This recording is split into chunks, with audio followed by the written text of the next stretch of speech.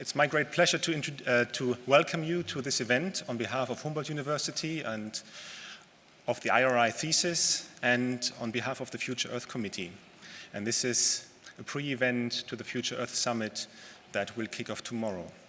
My name is Tobias Krüger. I'm a research group leader at the IRI THESys, which is one of Humboldt-University's integrative research institutes.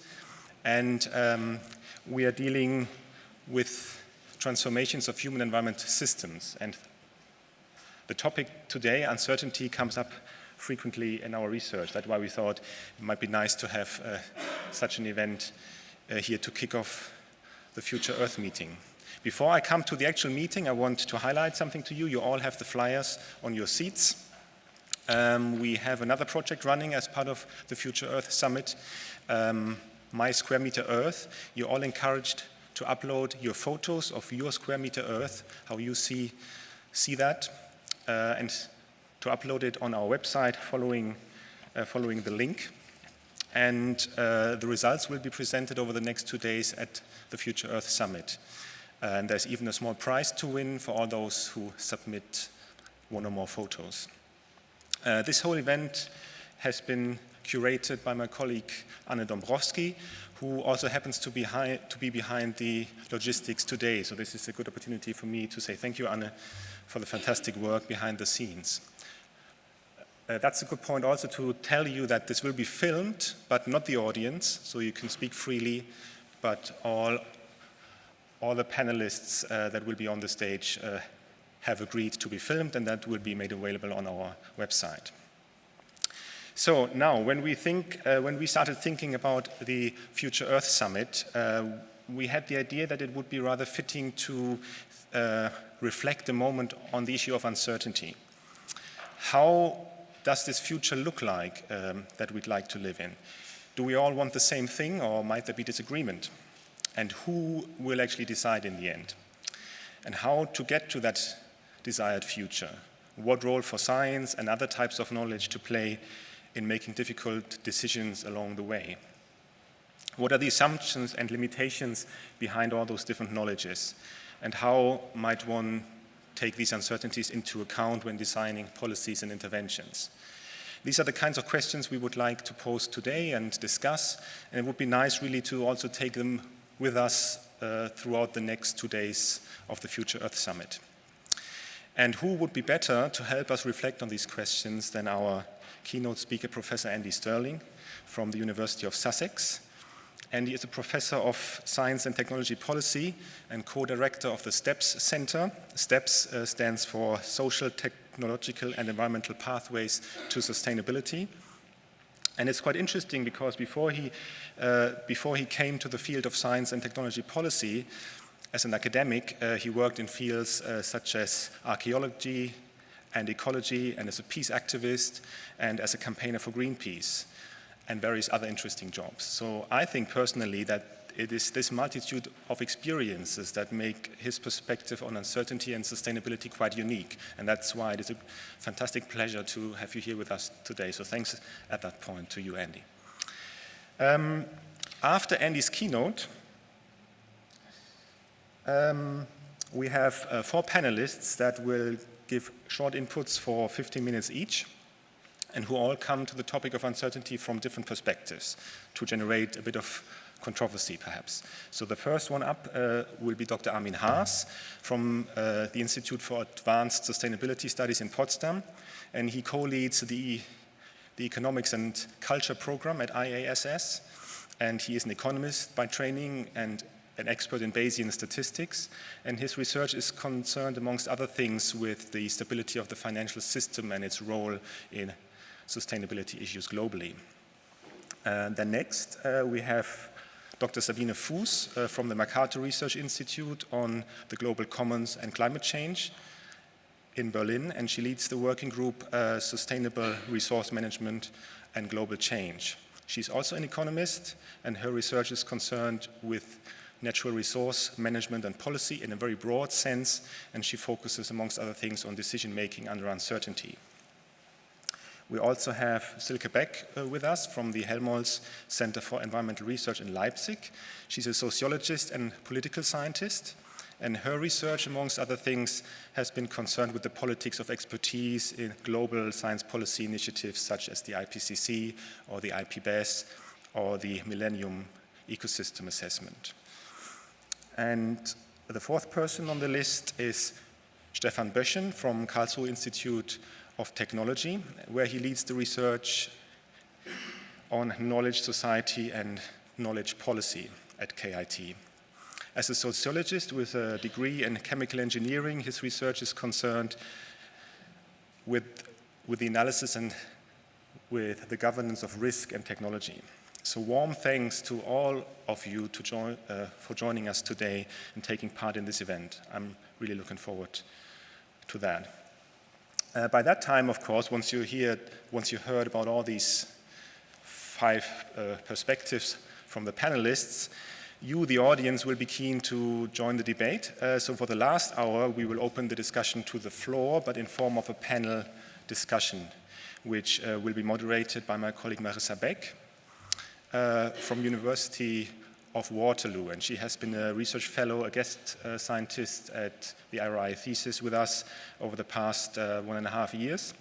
And she also really is the mastermind behind this event today. So without her, also that wouldn't have happened. Her research is concerned with the practices of building integrated assessment models of climate change and the uncertainties you might have to deal when doing that. So she's also very fitting in chairing this panel. And then after the panel discussion, finally, there's a chance to continue discussions over drinks and snacks in the foyer. So please join us as long as you want or as long as we can stay before they kick us out. Good. That's all from my part. Without further ado, I would like to welcome Andy Stirling onto the stage. It's a real privilege to have you with us. Thanks again. Thank you.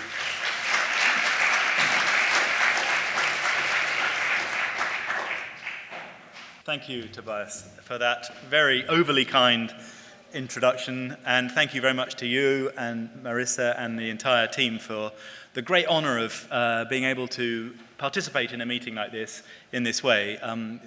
There are all sorts of, it's really wonderful to have such a collection of people to discuss with and to discuss with such a great group as I'm sure are here from all the reflecting the different work going on here in Germany and Berlin on exactly these topics. So I feel a bit diffident actually because I look to German discourse on these issues as absolutely on the edge of the envelope, and I've been inspired by it in all kinds of ways. So forgive me if I simply return some of the things I've learned through the years of trying to pay attention to the debates here.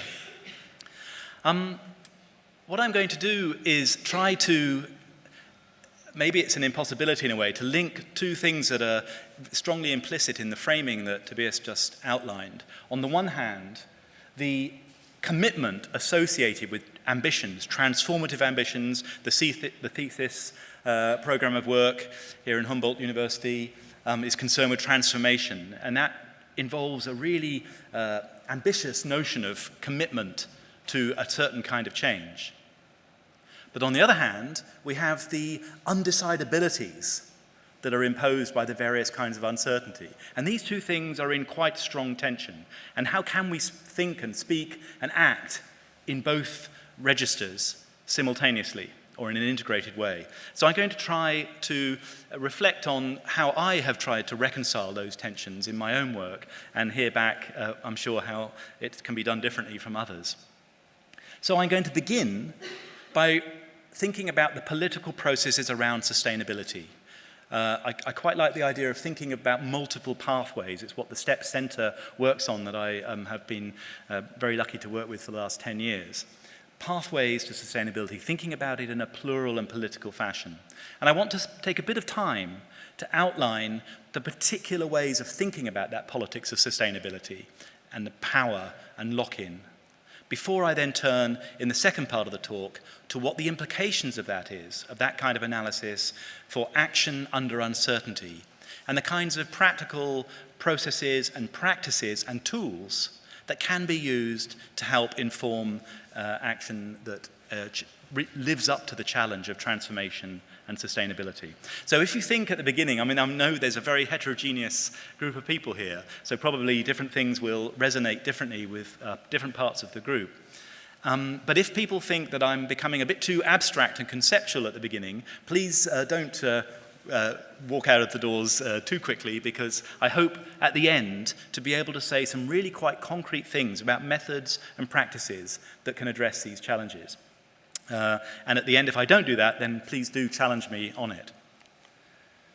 So I begin then by thinking about where we are. I mean, people are talking about COP21 quite rightly as a very important moment at the end of last year. But also last year was the year in which the Sustainable Development Goals became coalesced after a long process of development in the 17 distinct ambitions. And the challenges embodied in these goals are really formidable. They are, in fact, transformative. They're very ambitious, even though one can quibble with the particular values that are taken on some of these criteria. They are nonetheless transformative in their ambition. But they are actually quite strongly criticized from various sources, in the sense that they are suggesting that it's making the challenges of sustainability so complex. There are 17 different goals. And there's quite a strong body of concern that we really, in order to influence policy making, need to make it simple. Keep it simple. Keep it simple, stupid, actually, is the acronym KISS that's often used in English for this. As if somehow this complexity is disabling and paralyzing. And I start with this because I want to argue, for reasons that I will give, that actually it is absolutely crucial that sustainability and the progressive transformations around it are recognized to be complex. And that complexity demands political responses, not just technical policy responses, but political responses, thinking and acting explicitly around power. Slightly uncomfortable for a lot of policy debates, but I really want to bring that to the fore in ways that I fear, for reasons I will develop, are a little bit neglected in these debates. So that's the starting point, and it's worth reflecting about the ways in which these debates are political. Sustainability famously includes social, environmental, and economic aspects, and all these aspects are intrinsically highly political in nature. Poverty is shaped by the economic conditions of society. Inequality is a social construct. Resources are allocated by power. Vulnerabilities, the many kinds of vulnerabilities that constitute the more acute challenges of sustainability, are themselves reflections of infrastructure. They are sometimes a reflection of a lack of infrastructure, other times vulnerabilities are a consequence of the way infrastructures are configured. Science, also implicated heavily in sustainable development in various ways, is framed by assumptions, framed by the communities in which the scientific knowledge is produced. And the responses to sustainability challenges, innovation of various kinds, technological certainly, but also social, behavioral, organizational, and cultural innovation, these are also profoundly affected by power and oriented, their directions are oriented by different interests. So all these dimensions of sustainability are very strongly political. And I'm emphasizing this point because I want to pick up, when I've developed some of the implications of this, how it is so often the case that the politics that are absolutely constitutive of sustainability are often airbrushed out by the kinds of responses we take, especially in academia, but in policy debates generally. So let's think then, not just in the Sustainable Development Goals, but this political dimension of sustainability goes back decades, goes back to the very first efforts to institutionalize and codify what sustainability might mean. For instance, in the Brundtland Commission of the late 80s, it was about meeting the needs of the present without compromising the ability of future generations to meet their needs, famously in that formula. But it was also about thinking about the interacting responsibilities and imperatives around environmental integrity, social equity, and human well-being in a diverse set of indicators. And it's worth reading the Brundtland Commission report again to pick out some of the explicit ways in which not only is politics highlighted, it's not just a policy challenge, even in those early stages. It was a political challenge, and the broad remedy, the basic response to that challenge was emphasized repeatedly in the Brundtland process and the document itself as being about effective citizen participation at all levels in decision-making processes, and, in short, greater democracy. These were really emphasized themes in that work and picked up in the Agenda 21 and some of the follow-on initiatives, but now in danger sometimes of being a little bit sidelined. And it goes back even further than this, because the reason that the Brundtland process took the form it did was because it in itself was an attempt to institutionalize and formalize and structure what had been for decades previously the cumulative thrust of a series of different kinds of social movements around ecology. I've got Rachel Carson just indicatively there, around equality and around emancipation with Mahatma Gandhi and Mandela. And it's really, I don't think, too colourful to argue that were it not for those decades of emancipatory social movements on environment and equality and social relations, that without that, we would never have had the sustainability agenda at all. That actually the mainstream incumbent institutions and elite cultures in academia, in business, in government, even in civil society, would not have picked up these issues in the way that they have over the last few decades, were it not for that cumulative political pressure.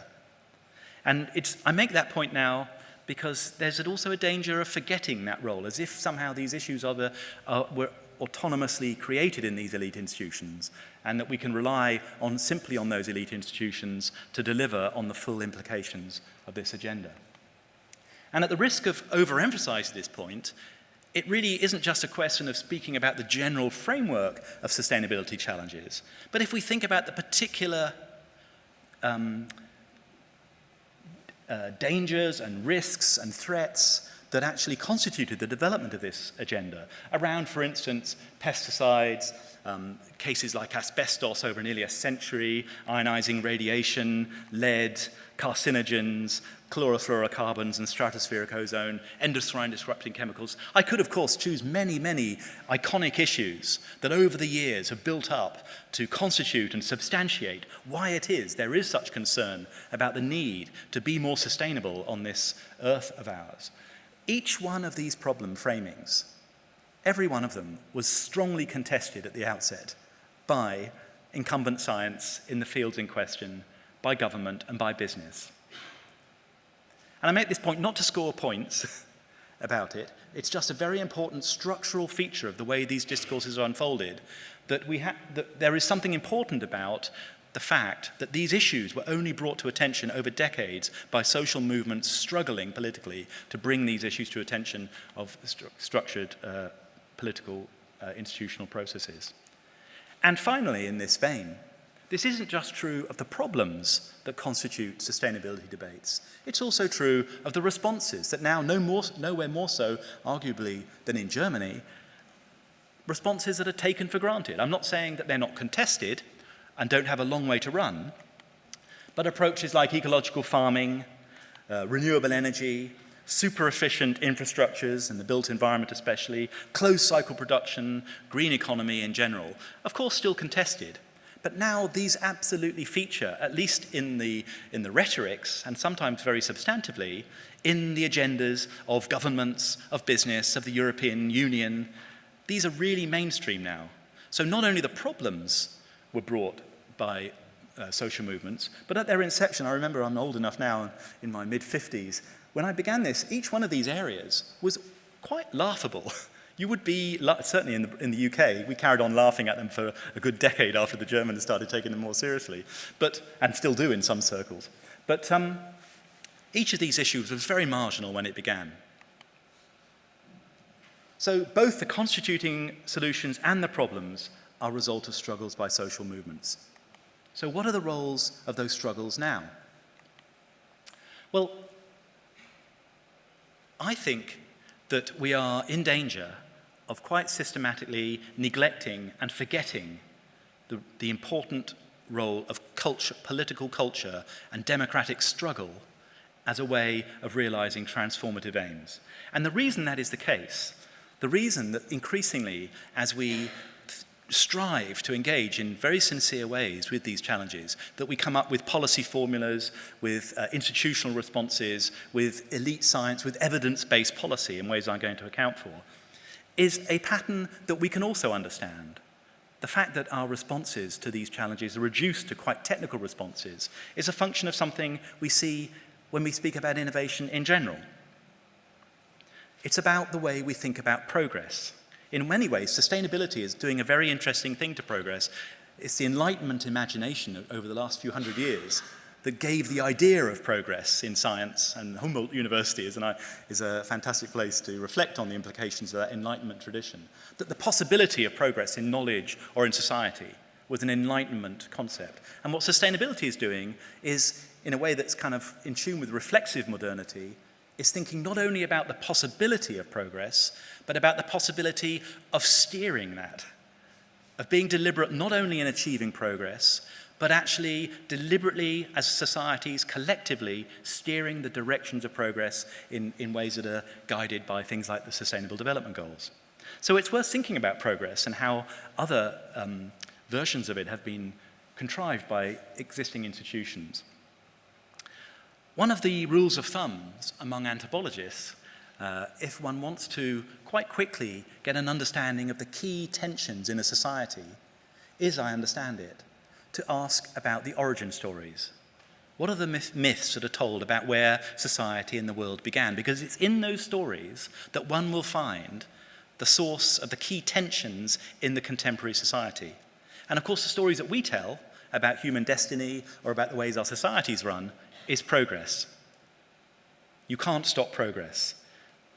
It's something that just unfolds. Whatever unfolds, whether it's in biological systems as evolution and human evolution, or what's thought of usually as social evolution or technological change, all these things are thought to be governed by an essentially linear process running from science through technology, which then, whatever the incumbent structures yield, is progress. So that we can actually use this language, which we see ubiquitously. There is no alternative, because progress is what's given by the passage of time under the influence of incumbent structures. And this is very widespread across otherwise very diverse geopolitical divides around the world now. We see essentially similar Enlightenment modernistic ideas about science being in its rightful place, driving progress, about one cannot impede scientific progress. And this spans different sectors: transport, materials, computing, the military, a very important area which often gets left out of these kinds of discussions, advanced biology, and so forth. In the European Union, more so than anywhere, this language is very strong, where it's arguably the single most important theme underpinning the innovation union. There is hardly a document about innovation in the European Union that gets promulgated without the phrase pro-innovation policies, the need for pro-innovation action to be emphasized there. It's also a big enthusiasm in the UK.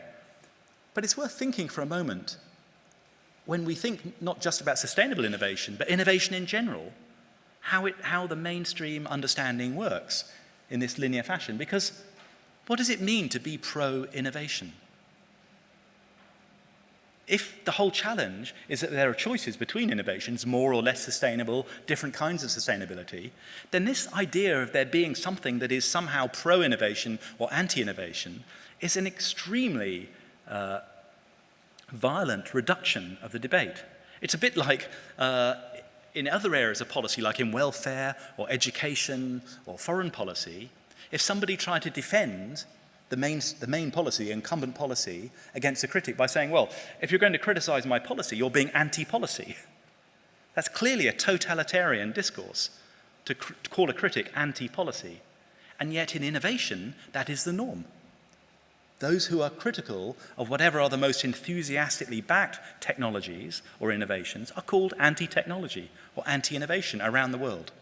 And this is a major feature of relevance to sustainability debates that, as was explained by, Sir Lord Browers, a British former president of the Academy of Engineering, who wrote a really nice set of lectures for the BBC for the worldwide broadcasting about the challenge of progress, where he said history is a race to advance technology. The role of government is to strive to stay in the race. This is a typically European or maybe British pessimistic aim. We just want to stay in the race. We don't want to win it. We just want to stay in it. Not get lost or fall over. And the role of the public is to give technology the status it deserves. Now, you may think I've picked idiosyncratic phrases here, but I would defend these. I've just come from Brussels and the discussions around the Transatlantic Trade and Investment Partnership, and the US ambassador there making a speech was exactly reflecting this discourse. It's very influential in these very high-level debates. But it's not just the high-level spokespeople who talk about innovation in this fashion and transformation by implication. It's also the economists and the social scientists who inform and advise these debates, who, when questioned in a debate like this, would say, well, of course, innovation and transformation are much more complex processes. They're not linear, they're networked, etc., etc. But when you look at the key frameworks that are used in policy documents to inform the actual strategies on innovation, we see phrases like advance, early movers, first moving, catching up, latecomers, forging ahead, leapfrogging, falling behind. These are technical terms that structure the epistemologies and the understandings of innovation at a deep level. And none of them, the ones I've put here, none of these key concepts make any sense other than in the metaphor of a race, of a linear process. So what's effectively happening in these mainstream debates, and it's crucial to understanding what happens to sustainability debates, is we are allowed to ask questions. We, being political discourse, has the space to ask questions about how much or how fast or who's ahead or who's behind or what are the risks of implementation of whatever are the incumbent trajectories. But what are systematically excluded are vocabularies or even imaginations about questions like, which way is progress? What are the alternatives? Says who and why? And the reason I've digressed to talk about innovation discourse in general is because I would maintain exactly these features are increasingly displayed by the way we discuss sustainability and sustainable transformations as well. Because what we really understand about innovation, academics will argue endlessly about the vocabularies and the methodologies that underpin this, but what's remarkable is the historians, the philosophers, the economists, the social scientists all recognize that innovation is a far more complex, ontologically different kind of structure, such that at any given point, in any given sector, be it energy or transport or urban planning or agriculture, any given starting point, there will proceed from that point a wide diversity of alternative pathways, potentially for development. So even in an area of circumscribed by rigorous challenges like zero carbon energy, arguably one of the most challenging aims that human society has ever deliberately undertaken, nevertheless, even when constrained, there are a bewildering variety of ways in which societies and infrastructures could potentially deliver on those aims. Now, of course, in the real world, diversity plays an important role. But the point here is not that all these different things, centralized renewable energy, bioenergy, marine energy, distributed renewables, concentrated renewables, nuclear power, grassroots innovations, integrated in distributed infrastructures, carbon capture and storage, completely reorganizing the contract models used by utilities, or really high-tech, sometimes ocean-based eco-cities. The point is not that some mix of these won't inevitably be part of what goes forward. The point is societies cannot simultaneously optimize around all of these together. Choices must be taken, and the choices about what one optimizes around, what the institutions and the discourses and the infrastructures are optimized around, determine what happens. There are very powerful processes of lock-in take place that reduce this diversity and mean that in practice, the pathways that will actually be followed are far more circumscribed than the ones that are possible.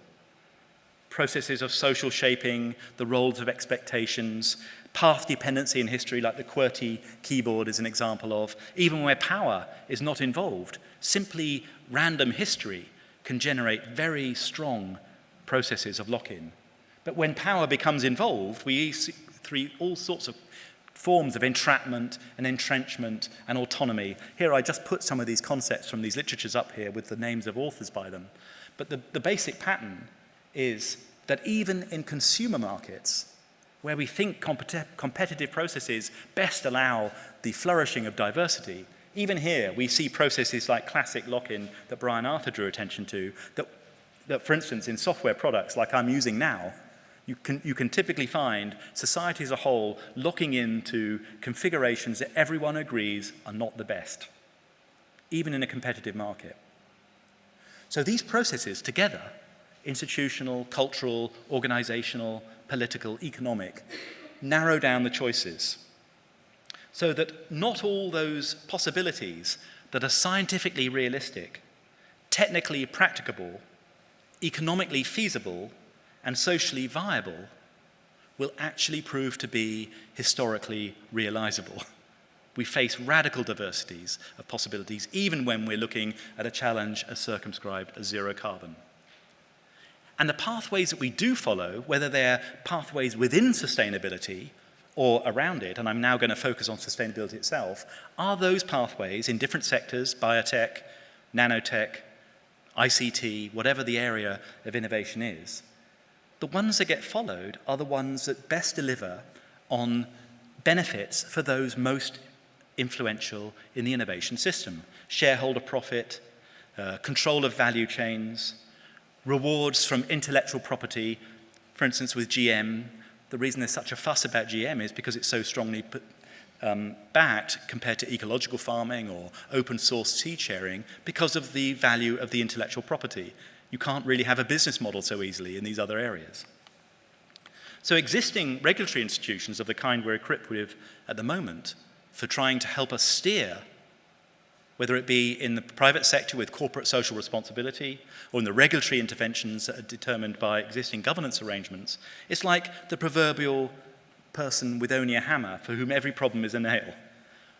Whatever trajectory the incumbent interests favor most, like particular forms of energy structure, particular forms of advanced biotechnology, particular forms of robotics or neuroscience, whatever look like most viable from those narrow terms are the ones that get most attention, and then regulation simply asks, what risk? What are the risks? Ask those very narrow questions of the kind that I mentioned at the beginning.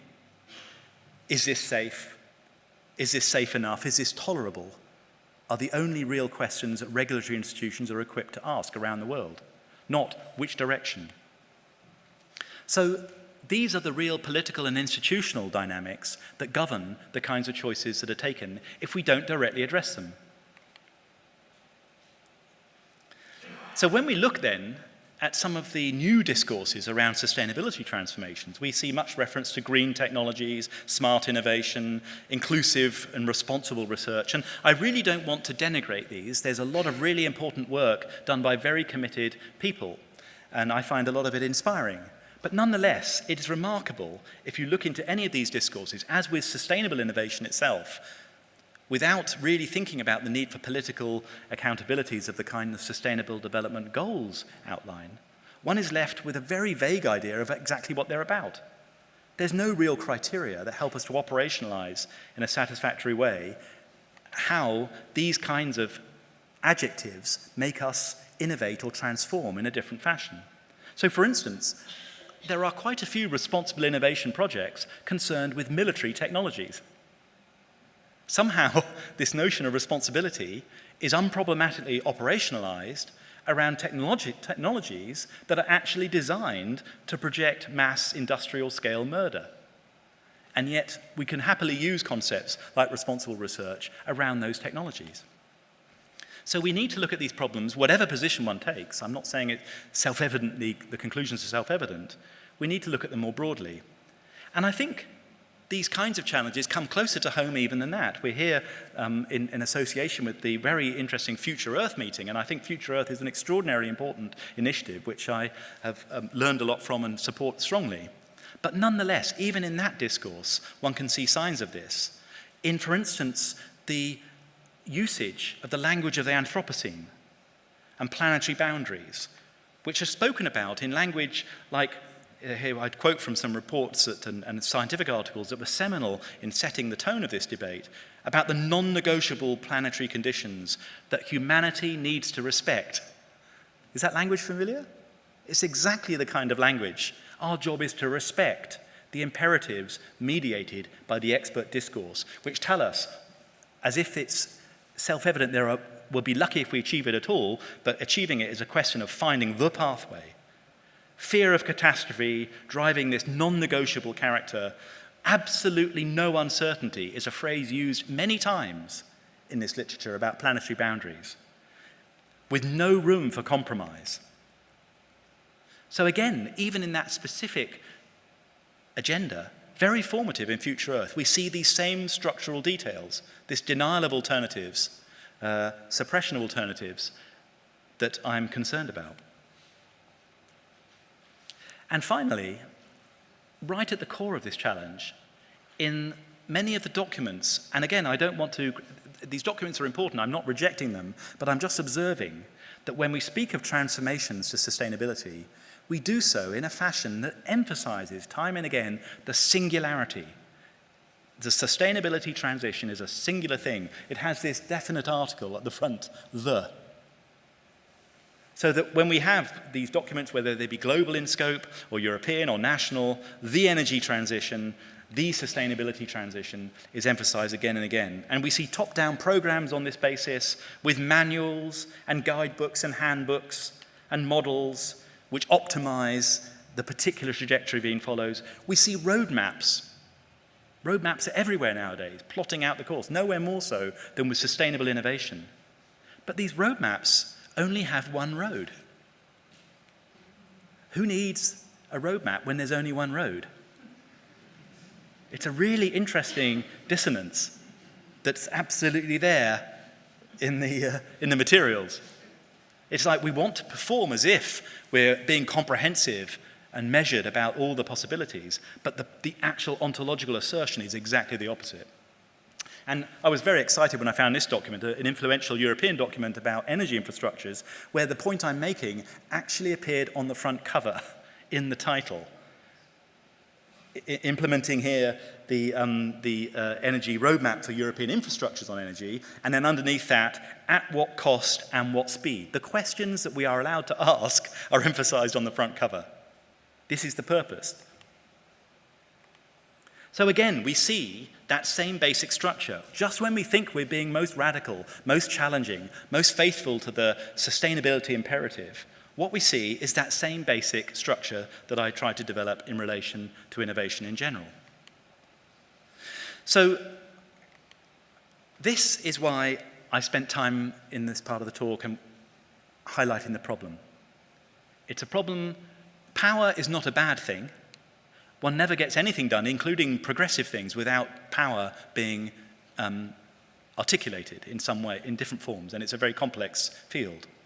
So please don't misunderstand me to be simply decrying power. I'm simply saying we must speak about it if we wish to do justice to the challenges that we face. And in particular, if we want to have practical tools and methods and practices that can help inform these transformations that are so important, the social and the environmental transformations, we need to think about power not only in the object of sustainability, but in the subject, in the way we look as global societies at sustainability. Power is operating in the knowledge. And so it's with that in mind and against the backdrop I've just painted, that I want to spend the final part of my talk much more practically talking about a framework for thinking about responses. And I do so, by the way, how much time have I got? Great, thank you. I do so in order to try to engage as effectively as possible with these incumbent institutions, these incumbent regulatory structures that I've mentioned, which are all structured around risk, asking questions about risk. It's as if choices can be reduced like the hammer with the nail just to risk. So let us use that thinking to try to engage productively about a broader framework. So we begin then with the condition of risk, around which we have so much regulatory practice, which I don't want to throw out like a baby with the bathwater. Optimizing models, probabilistic calculus, cost-benefit assessment, decision analysis of very kind, aggregated Bayesian reasoning, all sorts of different ecosystem service valuation models. These assume a condition of risk under which we are able to identify particular states of the world that might occur, and secondly, with some confidence, assign probabilities to their likelihood, to assign numbers, to enable us to perform calculations and then aggregate apparently clear answers. Now, the reason I start there is because it actually implies a space of other states of knowledge that are much more neglected. So the first one is uncertainty. Now, these words get used in various ways, and people love to argue about words. I'm not interested in the words, I'm interested in the concepts. What we call them is secondary. But it just so happens, going back nearly a century now, that the word uncertainty was used in economics as well, for a condition under which, by definition, we are not confident in assigning single probabilities. Now, one can simply say that often that's done, which it is, but my point is, if we don't call a situation where we're not confident in assigning probabilities uncertainty, what do we call it? If we don't have a name for it, then what effect does that have on our imaginations? So I call it uncertainty. It's where we have open, dynamic contexts, low-frequency events, changing conditions, complex systems, human factors, a host of reasons why we may not be confident in assigning discrete, single probabilities. Now, that's usually controversial enough. People are being very tolerant with me, because I imagine some people may be irritated by that distinction already. But there's another dimension, not only about our confidence in how likely things, and our knowledge about how likely things are, there's also the dimension of our confidence in our knowledge about what the possibilities are. Not the probabilities, the possibilities, the things that might happen. How confident are we? We characterize them well. We divide them into categories effectively, that we've covered the full space of meanings. And where we're not confident in that, we face the very different challenge of ambiguity. It's completely different to uncertainty. They often occur together. But it's about what are the meanings of harm, benefit, pros and cons? How do we weigh up contrasting kinds of impacts? What diversity of perspectives is it appropriate to bring to understanding these things? What are the different options? How many different options do we look at and how do we divide them up? Those constitute ambiguity, which are not tractable to risk assessment. And then finally, in this space, you have a condition of ignorance, where we don't know what we don't know, where we face novel agents or vectors of harm, unexpected dynamics, surprising conditions, new alternatives, willful blinkers, the effects of power that I mentioned that prevent us asking, as with asbestos or lead or other examples like that, prevent us asking the right questions. And some of the most iconic examples of the issues that drove sustainability, like chlorofluorocarbons, like BSE, these were like endocrine disrupting chemicals. These were not things that at the beginning people said, well, oh dear, we assigned a probability that was too low. And actually it turns out it's much more likely than we thought. These were complete surprises. The parameter space was unexpected. The very vector of stratospheric ozone depletion was not expected for chemicals that were thought to be very benign. So the point is here that these other states of knowledge are systematically marginalized because of the processes I've emphasized, narrow us down and move attention into this top left box. Institutions and power structures and discourses move attention. It's not because anyone is stupid or bad that we do all our work in the top left corner. It's because that's where our institutions put us, for reasons I've explained, to do with these processes of lock-in. Liability laws, insurance policies, institutional remit, agencies have a particular job to do, they're not concerned outside it. Evidence-based policy, this mantra that's increasingly used around the world, including in Future Earth, evidence-based policy, means if you don't have evidence for it, do not expect to be taken seriously, systematically excluding ignorance as a possibility.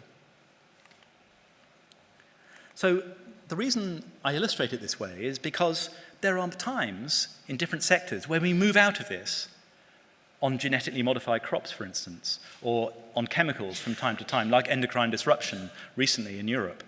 We get moved out so that risk assessment is no longer able to perform this job of justifying policy, and institutions are forced out with different tools. And when that happens, it's typically a result, again, of political pressure by social movements. Force incumbent institutions in regulation, in business, in academia, to acknowledge actually there are other states of incertitude that are less tractable. I have the metaphor here of a flocking behavior. The flocking of society, of political culture, is what really produces the drivers of these kinds of transformative effects. Moving from a picture where we pretend that we can order the possible states of the world in a very rigid way in the top left, to acknowledging uncertainty in the bottom right, and even showing how under different views one gets a different picture of what the uncertainties actually are. This is not a taxonomy to put cases into, it's a heuristic for catalyzing different ways of thinking about the problem. And the reason I'm interested in this framework is because it helps to see why different tools suit the job. So for uncertainty, there are a whole series of quite operational, technical measures, sensitivity analysis, uncertainty factors, decision heuristics, interval analysis, the burden of evidence. I won't go into these. Each one of these is a large body of practice with very operational procedures which do not aggregate a single number, but instead explore the possibility space. Likewise, with ambiguity, the various forms of scenario analysis, of backcasting, interactive modeling, multi-criteria mapping, Q method, all sorts of techniques help to map out the implications of different value perspectives and interests and how the problem and solutions look different depending on how you look at them. We have plenty of tools, which like Cinderella, don't typically get invited to a party in the top left corner. And even where we don't know what we don't know, civic research, empowering local communities or interest groups to undertake their own research, to do surveillance and monitoring. Often monitoring and surveillance get missed out because scientists can't earn careers that way. Reversibility, diversity, valuing diversity, making it explicit, because where you don't know what you don't know, then don't put all your eggs in one basket. Favor diversity. So even though the points I'm making are quite broad and quite challenging in terms of the politics, what I'm trying to say is there are many different tools that academics and researchers can use to inform that politics, to help open it up, to move us to a picture more like this. I won't go into this because I don't think I have time, but this is an example of using a technique called multi-criteria mapping, which we developed at SPRU, where I work, the institute I work, which basically you go into a committee of the kind that informs policymaking on all kinds of sustainability challenges. This was a British committee a few years ago looking at agricultural strategies, who advised the minister, this is the most sustainable strategy, through the chair, who then is awarded appreciation for this singular recommendation. But behind it, you see members of the same committee have radically different views, equally expert, on what actually are the uncertainties and on which would be the most sustainable strategy. We don't see that unless you go in and ask under what conditions this looks best or this looks best. So there's much more could be said about it, but a tool like multi-criteria mapping very practically illuminates how the answer depends on the question. So I think it's time I finished. I just want to in this last slide, summarize how these two parts hopefully fit together. The conventional way of thinking about innovation in general and sustainability transformations in particular is one where there's a particular path is assumed. We tend to take a rather narrow understanding of it, such that we think it's self-evident which are the key issues, the important evidence base, the salient uncertainties, the right perspectives. We get a picture like this where you appear to have an ordering, where it appears to be clear what would be the most sustainable outcome and which the least. And then that gets reported to policy debates in a very closed down way, as if there's just one prescriptive answer. This is what we recommend you do. And that in turn reinforces this process of lock-in. And the implications of what I'm saying is, once one recognizes the role of social movements and politics, is we shouldn't just think of the job being about informing policy makers. We shouldn't disrespect that, but they are not the only important actor. Research can be informing politics much more generally and catalyzing the kinds of political debate that lead to broadening out the issues, the perspectives, the options that are taken into account, the inputs to assessment, and opening up the way appraisal speaks to policy debates more widely. Not just giving one recommendation, but talking about how different recommendations for sustainability transformations correspond to different assumptions. And in the process, not anything goes, because it still admits the fact that there are certain options that just don't work at all, but just informing a greater diversity of portfolios and resisting these processes of lock-in. And that's what happens, I think, when we take uncertainty seriously. There are plenty of practical tools, and in the end it involves reconciling this tension, which we so often hear about nowadays, between science on the one hand and democracy on the other, as if they're in tension. And actually, if you take both of these things seriously, science and democracy are absolutely compatible and are about exploring this kind of space of possibilities in as rigorous and accountable way as possible. Thanks very much.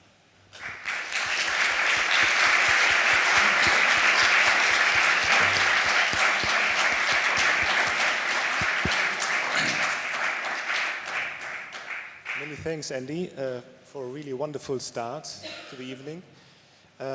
If you sit down again for another hour, because we will defer questions to the discussion. But thanks very much for a wonderful start of the evening. And now is the time where other experts of uncertainty can disagree or agree with Andy, and this is what we want to achieve today. So next, I would like to invite Haas to the stage to give us his perspective and perhaps his reaction on Andy's talk. Thanks very much. Thank you for the opportunity to be here. And my plan is neither to agree nor to disagree with you, Andy, but to complement your presentation. Let's see whether I will be able to do so. I definitely like your matrix, your 4 fields. Why? Because it made me think and it helps me think. I think that's the best a tool can do. And I want basically to highlight some things. So this corner that you call risk, you define by both the probabilities and the possibilities being unproblematic. Well, that's what I read. And I have a slightly different message, and that's the first one. Risk is not as tame as our teachers made us believe. That's one thing, and in a second I will give you a flavor of what I mean. The second message that I want to convey is that uncertainty, or the ignorance, as you call it, is not as intractable as some of us may think. And if you want to go there, well, you better equip yourself with tools. And I have a tool of my choice, which was the Bayesian edifice, and I will give you a hint, a flavor of what Bayesianism is looking like. So that's basically my plan for the next 14 minutes. Now, I think every one of us has learned in school that probabilities is something that is related to frequencies. You may remember your school days and they told us something about rolling dice, throwing coins, and then you observe where the head or tail comes up, and you have note down the frequencies of different possibilities showing up. And then if you do that very often, you somehow get to probabilities. That's, I think, the canonical education these days. Or has anyone another experience from his or her school days? Well, I guess not. Okay. And what comes with this package is that they made us think that probability is something that is a feature of the object. So this means of the dice, of the coin, of the electron, of a financial asset, of what have you. Now, this is a bit tricky when we want to think about really tough stuff. For example, nuclear war or the collapse of the euro. How can we ever derive frequencies of that? Well, at least we don't want to get knowledge of frequencies of nuclear wars. So, but is it now impossible to speak of probabilities when you look into these issues? I think not. But you need a different concept of probability. And there are different concepts of probability, and they are not new. The coin thing is a good example why something is wrong with the frequentist definition. In school, they told us, well, you have a coin, and if the coin is fair, you see head and tail with 50% probability. And then they told us something about independent throws of the coin, and that this throwing of a coin would be identical if you repeat it very often. That's the famous IID feature of stochastic process, independent, identical, distributed, IID. Well, some folks took that serious and came up with a coin tossing machine. This is as close as you can get physically towards an IID process. And guess what? The coin always ends up the same side.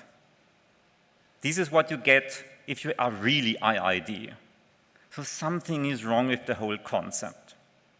And as I told you, there are other concepts. And for example, this folk, Immanuel Kant, had a totally different notion of probability. For Kant, the probability was a willingness to bet. That's something very different. And in, say, for Kant, Kant wouldn't have been surprised to hear the Bayesian definition of a probability. For Bayesians, a probability is a subjective measure of uncertainty. So that's perfectly in line with Kant. And this is very important. Probability is a feature of the observer, not of the object. It's quite a different cup of tea. Now, one of the core concepts of Bayesians is what they call Bayesian updating. So on something, you have an idea about probabilities, and they call that a priori probabilities. Then you observe something, you get more information, and together with the a prioris, you form your a posteriori, you learn. And you repeat that on and on. That's basically Bayesian learning. Another concept of Bayesians is what they call Bayesian belief systems. And the Bayesian belief system is a compound of what you think is possible, that are the possibilities that you mentioned, Andy, and the probabilities attached to these possibilities. That's basically a Bayesian belief system. And because probabilities alongside with possibilities are something subjective, depending on the observer, each one of us has a different Bayesian belief system. Some are closer to each other, some are more farther apart. But that depends. Now, and here, with these two concepts, core concepts, you can nicely describe how people are actually learning. So they have a Bayesian belief system, they get more information, they update their probabilities. That's the easy part. That's the established Bayesian learning. Mathematical formula, all available. The tricky part is the other axis. So you have a Bayesian belief system, you get information, and you update the possibilities. Their Bayesians are weak. There is no well-established apparatus on performing that one. That's a challenge for research, and whoever likes to engage into that, you are welcome. Now, there is a whole community of people who like to ask experts and somehow extract probabilities out of expert. And the catchword, the notion of this community is expert elicitation. And what so somehow they ask experts and they derive probabilities, and I like to call them knowledge-based probabilities, but that's my personal fancy. And I want to show you an example. This is that. This is the example. This is work from my colleagues at the Carnegie Mellon. And they asked 24 top-notch experts on aerosols about what aerosols are actually doing. And I think when you read newspapers or watch TV, they tell you, well, aerosols are cooling the atmosphere. What you see here is 24 density functions on probabilities for aerosols cooling or heating. Basically, to read this diagram, everything that is negative means aerosols are cooling. Everything that is positive means aerosols are heating. I'm not sure whether you are familiar with box plots. These are 24 box plots. It gives you, it's looking onto a density function from above. And the circles in each box are the best guesses of the experts. So yes, all experts agree that probably aerosols are cooling. However, when you look into the details of that, at least one expert, this is expert number 4, attaches an almost 50% probability on the possibility that aerosols are actually warming. And another expert, number 1, 5, 11, 13, 19, and 22, they almost attach a 25% probability that aerosols are warming. So I think that's quite impressive. So whenever you run into someone who tells you climate science is settled, show him that. It's not settled. It is aerosols are probably cooling, but maybe not. So I think that's, yeah, if you want to dig deeper into all this, I think that's a fair starter. That's a discussion paper that we have out on the intranet. And if you have more questions, then just ask me. And thank you for your attention.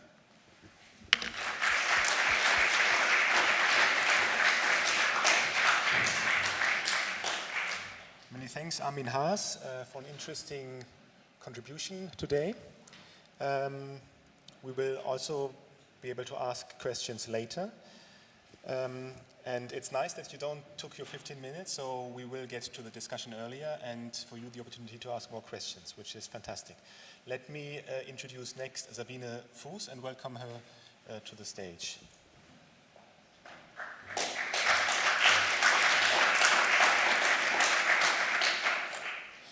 Well, thanks very much for this nice introduction, and also thanks to the organizers for giving me the opportunity to also give my perspective on the debate around uncertainty. And similar to the previous speaker, I want to actually use Professor Stirling's uncertainty matrix to position myself a little bit in the debate. And while I was previously, in my past, focusing a lot on, oh no, I was actually asked to use the cursor. So while I was previously focusing a lot on ways how to bring uncertainty into optimization models, doing stochastic optimization and bringing stochastics to cost-benefit analysis and so on, I relatively early on also realized that we need more guidance also in those situations where we found it difficult to find probability distributions, to quantify uncertainties, or to even attach some sort of expectation to certain scenarios. So I see myself as having moved from the purely risk quadrant of this uncertainty matrix more towards the bottom and to what has been termed previously Knightian uncertainty. So as a brief reaction to the previous speakers, I would therefore totally support the idea that it's necessary to go beyond what we know in the upper left quadrant, beyond risk assessment and optimization, adding stochastics, and also actively seek methods that allow us to provide some guidance to decision makers for situations where we cannot describe those probabilities properly. I would also argue, and the previous speaker has also done that we do not stand defenseless in the absence of quantifiable information, and I will come back with an example trying to illustrate how I have been trying to think about this. And also maybe a little bit as some food for discussion later on, I was very intrigued by this idea of preserving complexity, and I totally support the idea also of Professor Stirling that reducing the complexity and oversimplifying would risk losing certain aspects and thereby maybe putting us on a suboptimal pathway. But at the same time, we have to be aware that complexity has often been used as an excuse for inaction. So if we communicate issues as overly complex, then people might actually misuse it as an excuse for inaction, or to argue that maybe we should invest our money somewhere where there is less complexity, because complexity is often associated with uncertainty as such. So coming back to my own work, I want to add two more things to the toolbox of addressing uncertainty that we're building up together here. And one is an idea that extends around robustness. So when probabilities are unknown and we cannot attach probabilities to certain scenarios, I don't think that should force us into inaction and, so to say, submitting to the inevitable, but that actually there are some tools out there that enable us to still make decisions that leave us less exposed to events that we might not be able to attach probabilities to. And the other aspect is a little bit connected to the idea that both decision-making and uncertainty have a time dimension.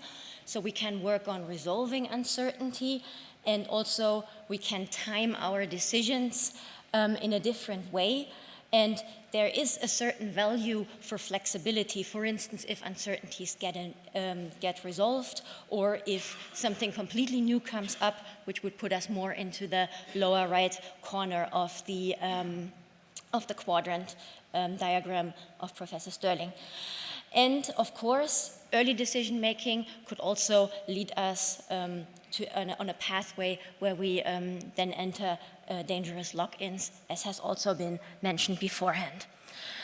So I promised you an example, so I put out the climate change impact on corn here, and rather than talking about the different numbers that you see here, I wanted to draw your attention to the different pathways. So I'm talking here about the representative concentration pathways, where actually the RCP 2.6 would be the one associated with the least climate change impacts on crops, and the reference concentration pathway 8.5 would be putting us on an emissions pathway that is pretty much unchanged from today and would be associated with the highest climate change impact. So if we are concerned about food security, but we have to make a lot of decisions in the short to medium run, about our agricultural production systems, then we have to take a decision not knowing which climate we will actually be ending up with.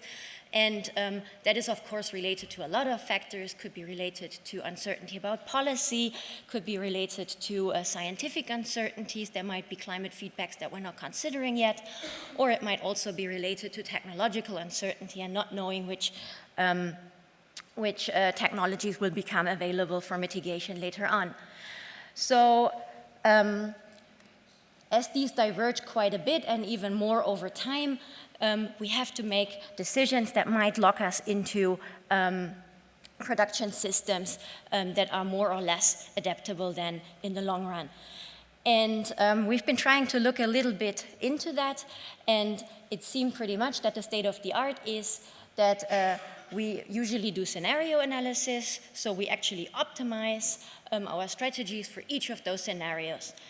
And that is actually a very good first step because it outlines the scope of potential outcomes, but actually we might be optimizing for a pathway where we actually do not end up on, and then we might actually not be able to ensure food security or only at a very high cost. So actually what we wanted to do was to find a strategy that ensures food security no matter which scenario materializes, and we used the global land use model to look into strategies that are then also robust across those climate scenarios. And to give you some preliminary results, this displays welfare in 2050, and what I have highlighted here for you, I hope it's a little bit visible, the dark green ones, or the very bright green ones, these are actually the scenarios where we optimized for an RCP 2.6 and then also RCP 2.6 materialized, so we end up with a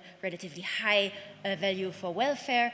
Similarly here for 4.5, for 6.0, and for 8.5. However, if we optimize for RCP 2.6, but then it turns out that we are on an 8.5 pathway, we have to actually, we actually found out that you have quite a big welfare decline because you basically end up in a situation of undersupply. And while the concept of welfare, here it is the sum of producer and consumer surplus, is actually, might be a bit abstract. I've also pulled out another indicator, which is often used to discuss food security or threats to food security, and these are the food prices in 2050. Again, we see that for those where we end up in the same world that we optimized for, we are relatively stable. However, if we optimized for the best case, end up in the worst, then we end up with up to 30% higher food prices. And please remember, these are world averages aggregated over the whole globe. So, of course, regions that are in the southern hemisphere might be disproportionately affected, and that might be hidden in those averages here. So, obviously, we do have a problem, and we tried then to look into robust scenarios where we manage to always fulfill food security. We looked at different adaptation policies. We did not find a single adaptation policy that was superior in all the scenarios. And basically that's because we lock ourselves into one particular agricultural system that then sets us on a path that is suboptimal under if another scenario materializes. The strategies that were most robust were actually those that enhanced flexibility, so access to irrigation, to markets, seeds, fertilizers. So flexibility definitely plays a big role in robust strategies, and it can also lead to substantial cost savings because it reduces the extent of overproduction that we need to ensure food security. So some words on flexibility, because I have emphasized it a lot. So I have been working a lot with what's called a real options theory, and people that have maybe a little bit of a background in finance might recognize this concept as the right to exercise an option, but not the obligation. And applied to real assets is pretty much the same concept, and rather than scaring you with very complicated formula, I tried to put that down graphically here. So if you're a firm, for instance, and at time 0 you have to make an investment decision for mitigation, adaptation, whatever, then you will immediately realize some profit, otherwise you won't do it. But you might also have an idea that there is uncertainty and that at time t prime, some of this uncertainty or all of it might be resolved. And that could be anything, a reversal of policy, a new technology or what have you. And then you would actually compare the cost of waiting, which is basically the foregone profit if you don't invest immediately, against the losses if your profit level drops at this future point in time. And here I've deliberately drawn it such that the avoided losses are bigger than the cost of waiting, to illustrate that there can actually be an option value to maintaining flexibility. And to make it a little less abstract, I applied that also to the context, to a more real-world context. For instance, for the example of reduced emissions from deforestation and degradation, there is actually an idea called the Interim Finance Fund, which is very much motivated by a very similar concept to this option idea. So if we have a certain uncertainty, which is a bit a certain uncertainty. No, well, if to a certain extent we are uncertain about future policy, future technologies, and so on, then of course preserving the forest as a carbon sink to be available as a mitigation option in the future does have a value, makes us flexible, and the idea is to now put some money on the table in order to preserve that option, and then later on you can exercise it or you cannot exercise it. But in the meantime, you provide at least some finance to those countries that would otherwise expand the agricultural area into tropical forests, for instance, so raising some climate finance ex ante, even if you don't know for sure how the future will turn out, and at the same time having lots of co-benefits like preserving other ecosystem services, habitat for biodiversity, and so on. And that does not necessarily only have to do with policy uncertainty and not knowing which kind of policy instruments will be implemented later on, but it also has to do with, for instance, what was mentioned by Professor Stirling, uncertainty about which technologies we will have at our disposal, because having such options that allow us to maintain some flexibility can also buy us some time to look more into technologies and to do R&D and maybe deploy better technologies also at a later point in time. Of course, this is a completely simplified illustration, but what I want to get across is just the idea about flexibility having a value. And if I have one more minute, then maybe also some more food for discussion if we translate then these ideas, for instance, to the IPCC scenarios, because we have a whole bunch of scenarios coming out of the 5th assessment report. There we also can actually look at different pathways, excluding some technologies, like CCS, like bioenergy, and then basically also seeing, or different policy timing, delayed action, and what have you, and then basically seeing how it actually affects your flexibility and your strategy or your option space. So, for example, if you, there's been a lot of criticism, for instance, about negative emissions being a feature of many IPCC scenarios, but of course it buys you some flexibility to, for instance, have a more agreeable decarbonization of the food system, which is, of course, in the absence of technologies, something that would need to happen much more quickly. And then maybe the second thing that we could also discuss is, because I was very much intrigued by Professor Stirling's idea about having different opinions and diverging opinions rather than one single number in assessments. Maybe something for the discussion also is the IPCC uncertainty guidelines that actually give some guidance for signaling how much agreement there is, how many diverging opinions there are, and whether the evidence is consistent or conflicting. But that's maybe done for later.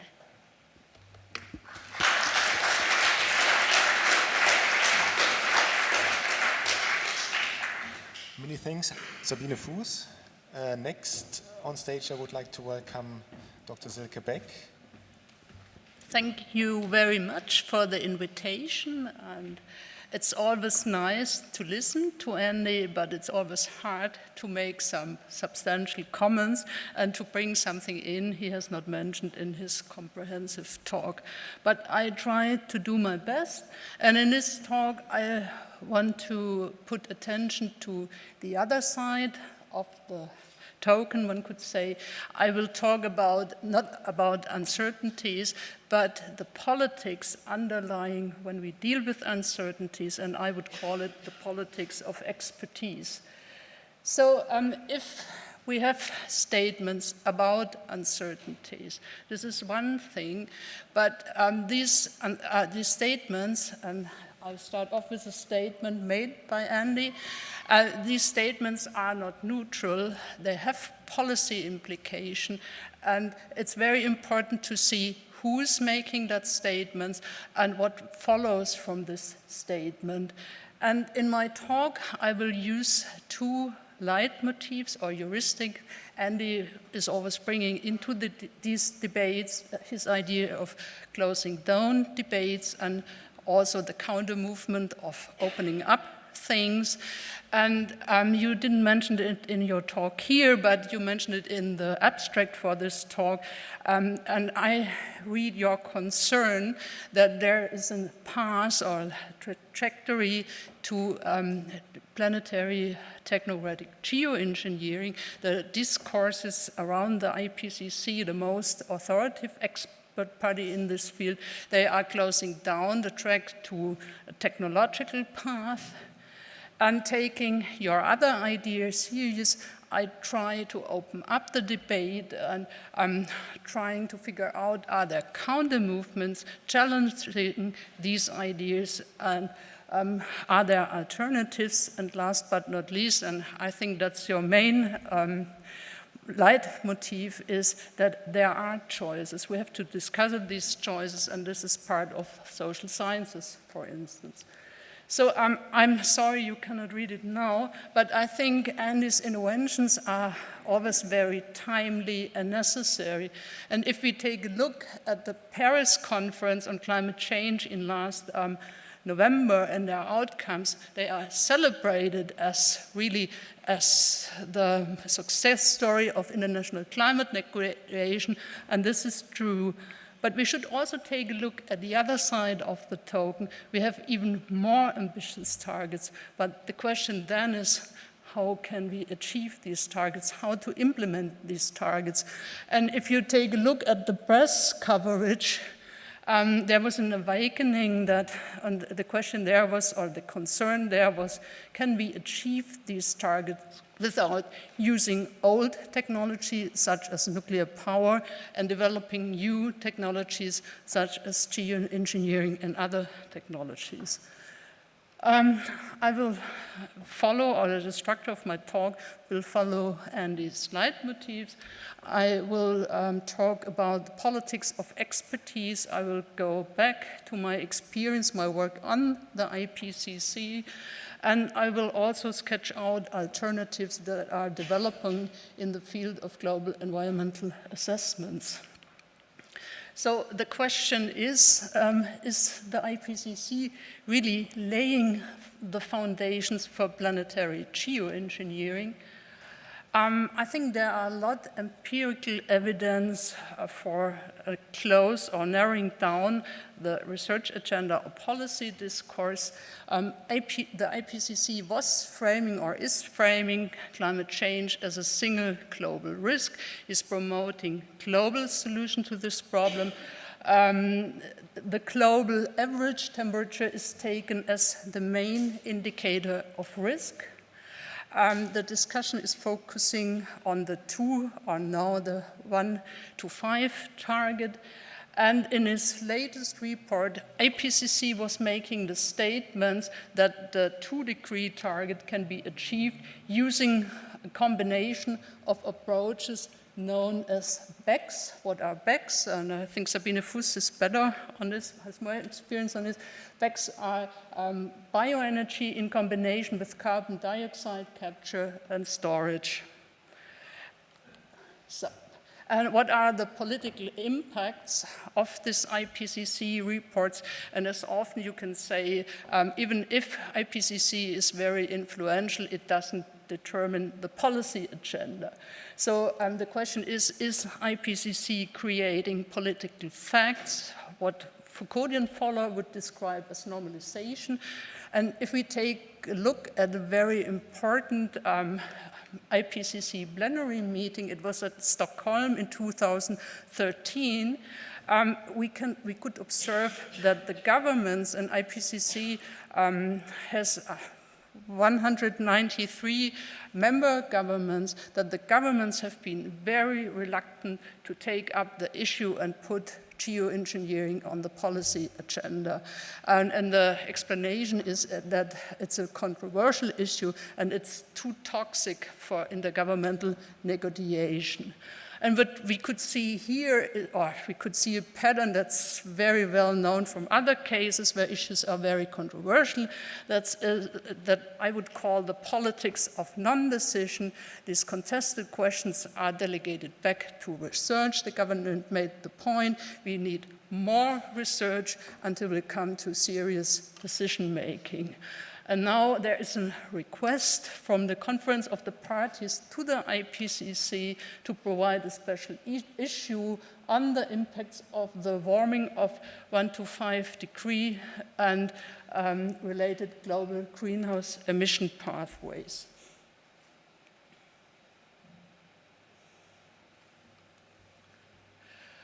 And he also reminds to Andy always encouraged us to concern about the kind of agency that lies with these closed expert settings.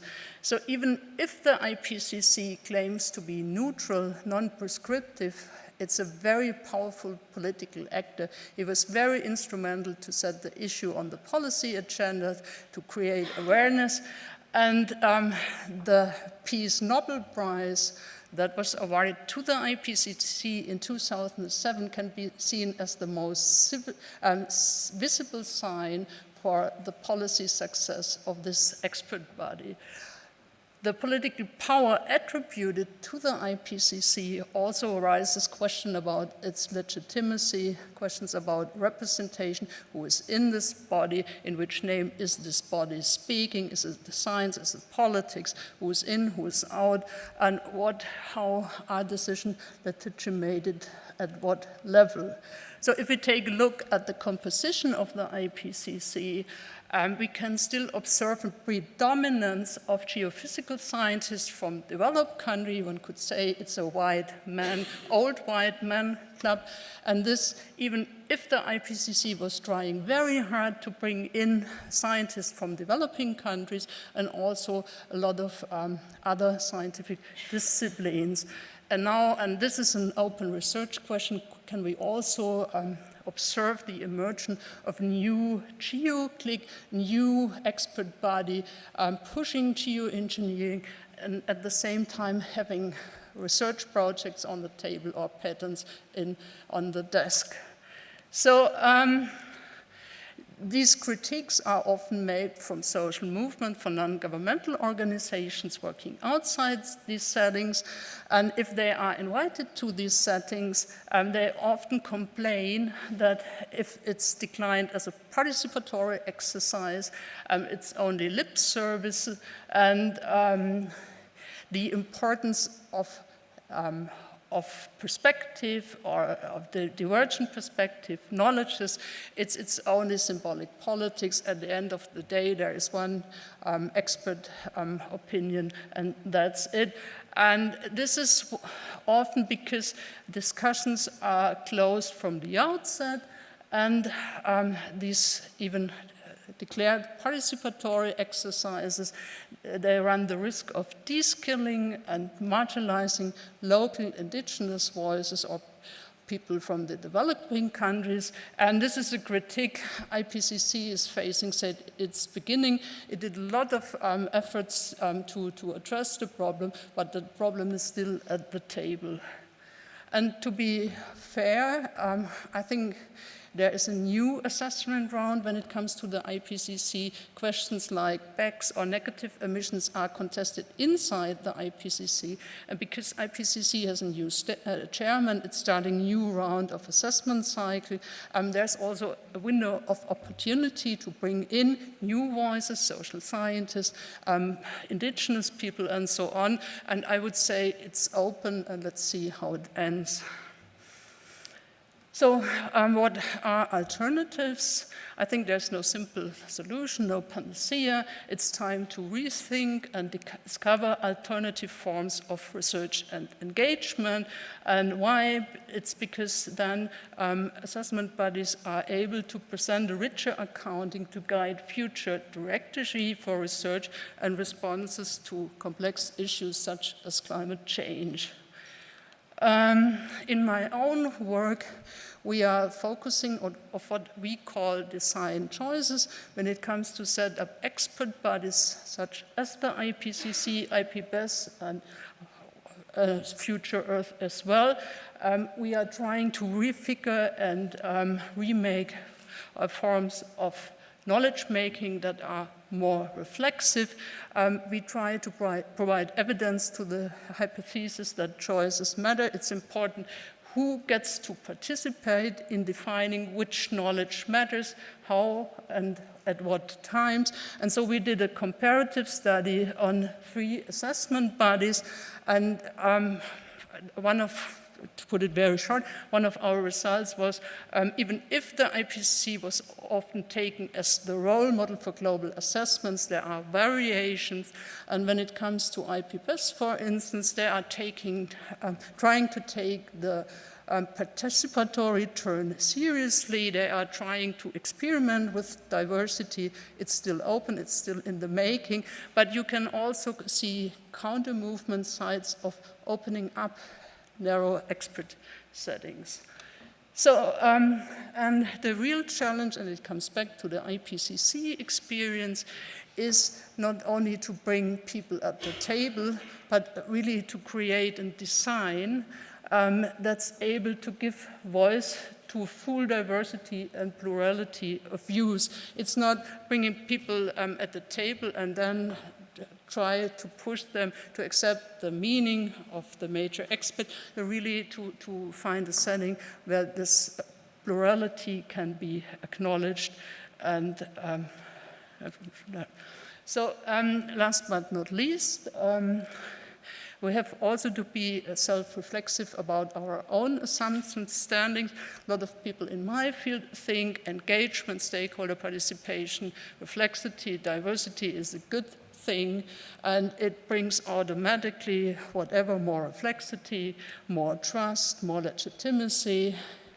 But this is not the case.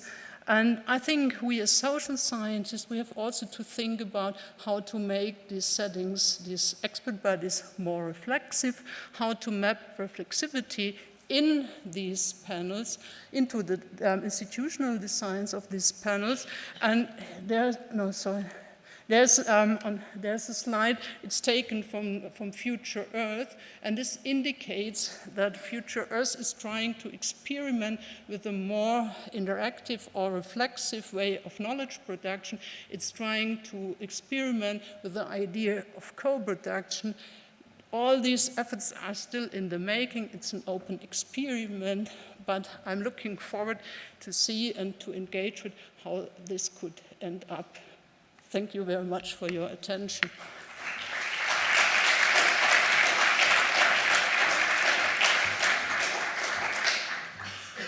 Many thanks, Silke Beck. Can I ask the last speaker, Stefan Böschen? Thank you very much for the invitation. It's a great honor to speak after Andy Stirling. And to me, really impressive was your quote, powers operating in the knowledge. That is a sentence really important also with regard to my thinking. And what I want to do is to show that we have to really have a close look into the, so to say, the dirty rooms of knowledge production. We have, in many cases, this view from the orbit, like this big schemes, these big descriptions of what is uncertainty, what is knowledge, and so on. But we have to really close look in what's going on in institutionalized setting. And that's the second point I would like to make, is that we have to really look at the institutions.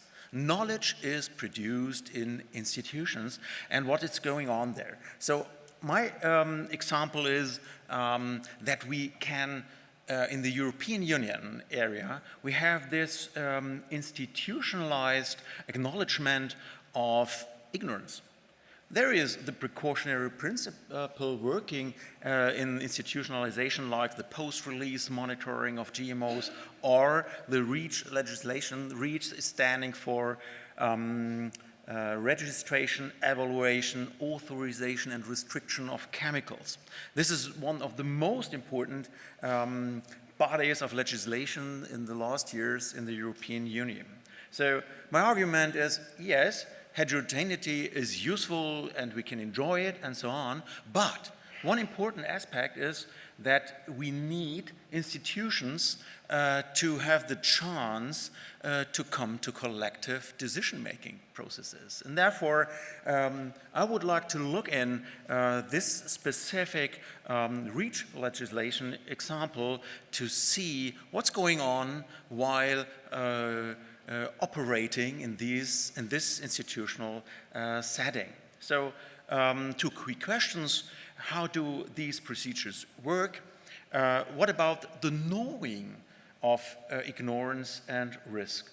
And my hypothesis is that the analytical distinctions made in your uncertainty matrix are bulldozed in practice. So we have this situation. So it's a really difficult and inner twinning setting of the different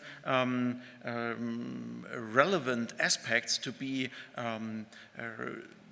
addressed in the knowledge production process while deciding upon risks in this institutionalized setting. So first of all, we have to state that there was a really important innovation in the field of chemical legislation. Well, one can say that chemicals, these are really known risks in one sense, because since the 19th century, experiences were made with the production and use of tons, millions of tons of chemicals. And nevertheless, in the 90s of the last century, there was some stimuli to reorganize the legislation about chemicals. First of all, there was this generalization of the precautionary principle.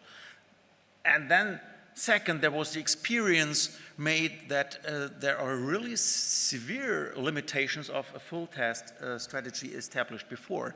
You have to mention that only from 100,000 produced chemicals, 100 were tested in 20 years. So you can imagine 5,000 years would be needed to test all the chemicals with regard to such a strategy. Therefore, that's nonsense. And the key point was to what can we know while less knowing about chemicals?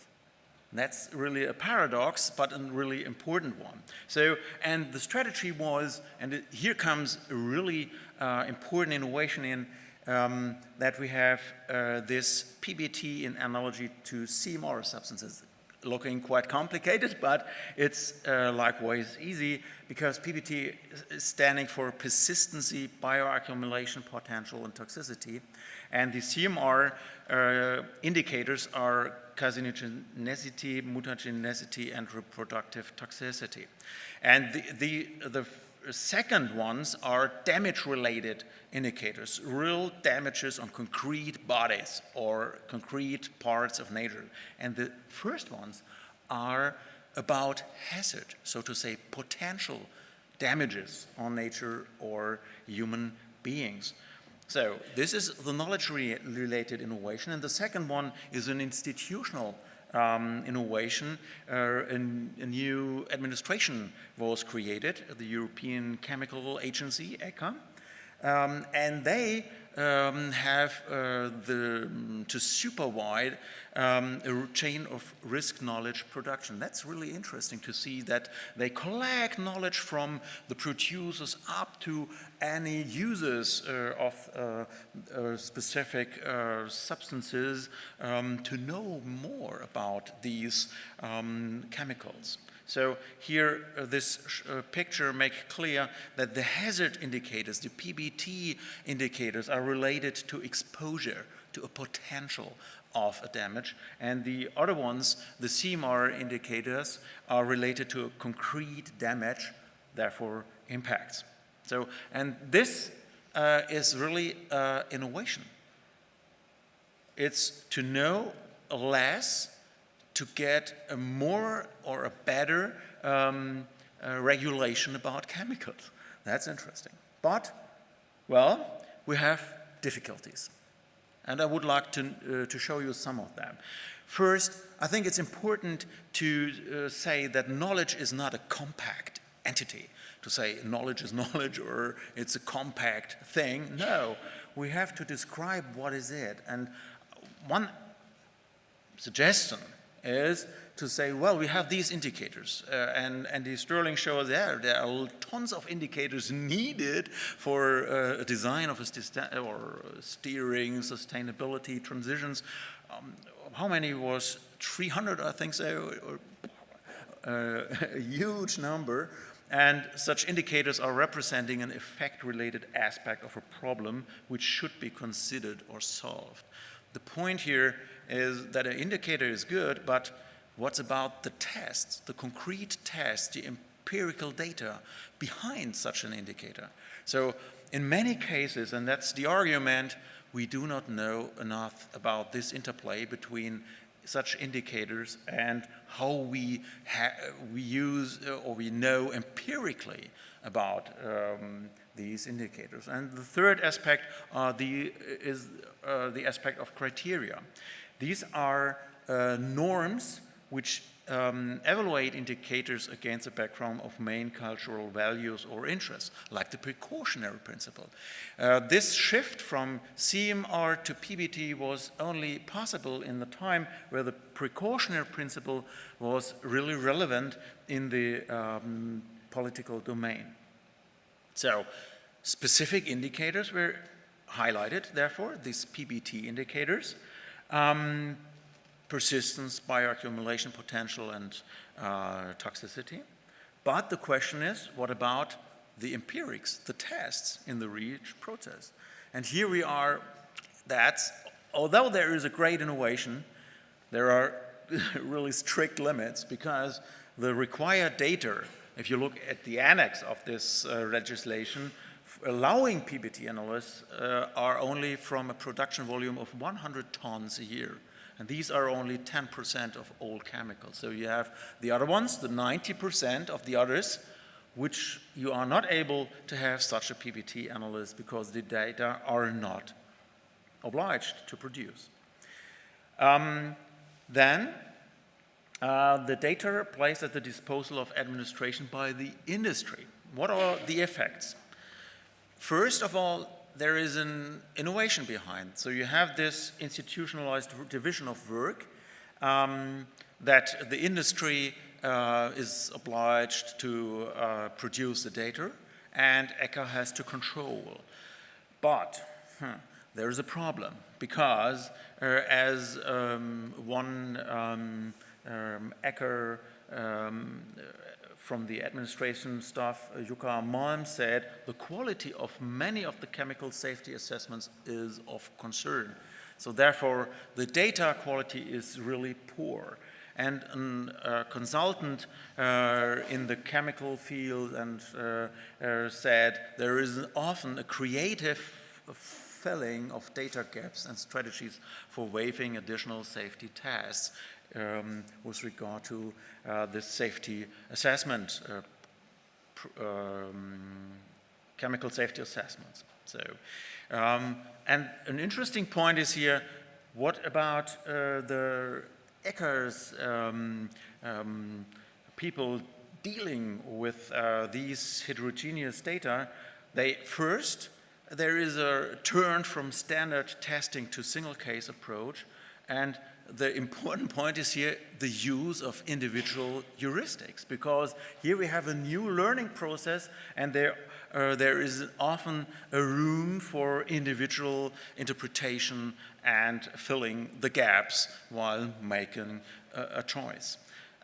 Here, a short overview that you see that only for 2,500 chemicals, one of the data, P or B or T, is available. Only for 91 from 100,000 chemicals, we have a full set of PBT relevant data.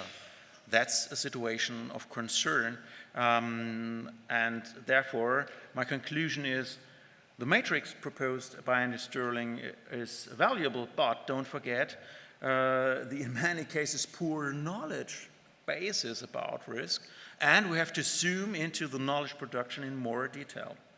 And two insights out of the case.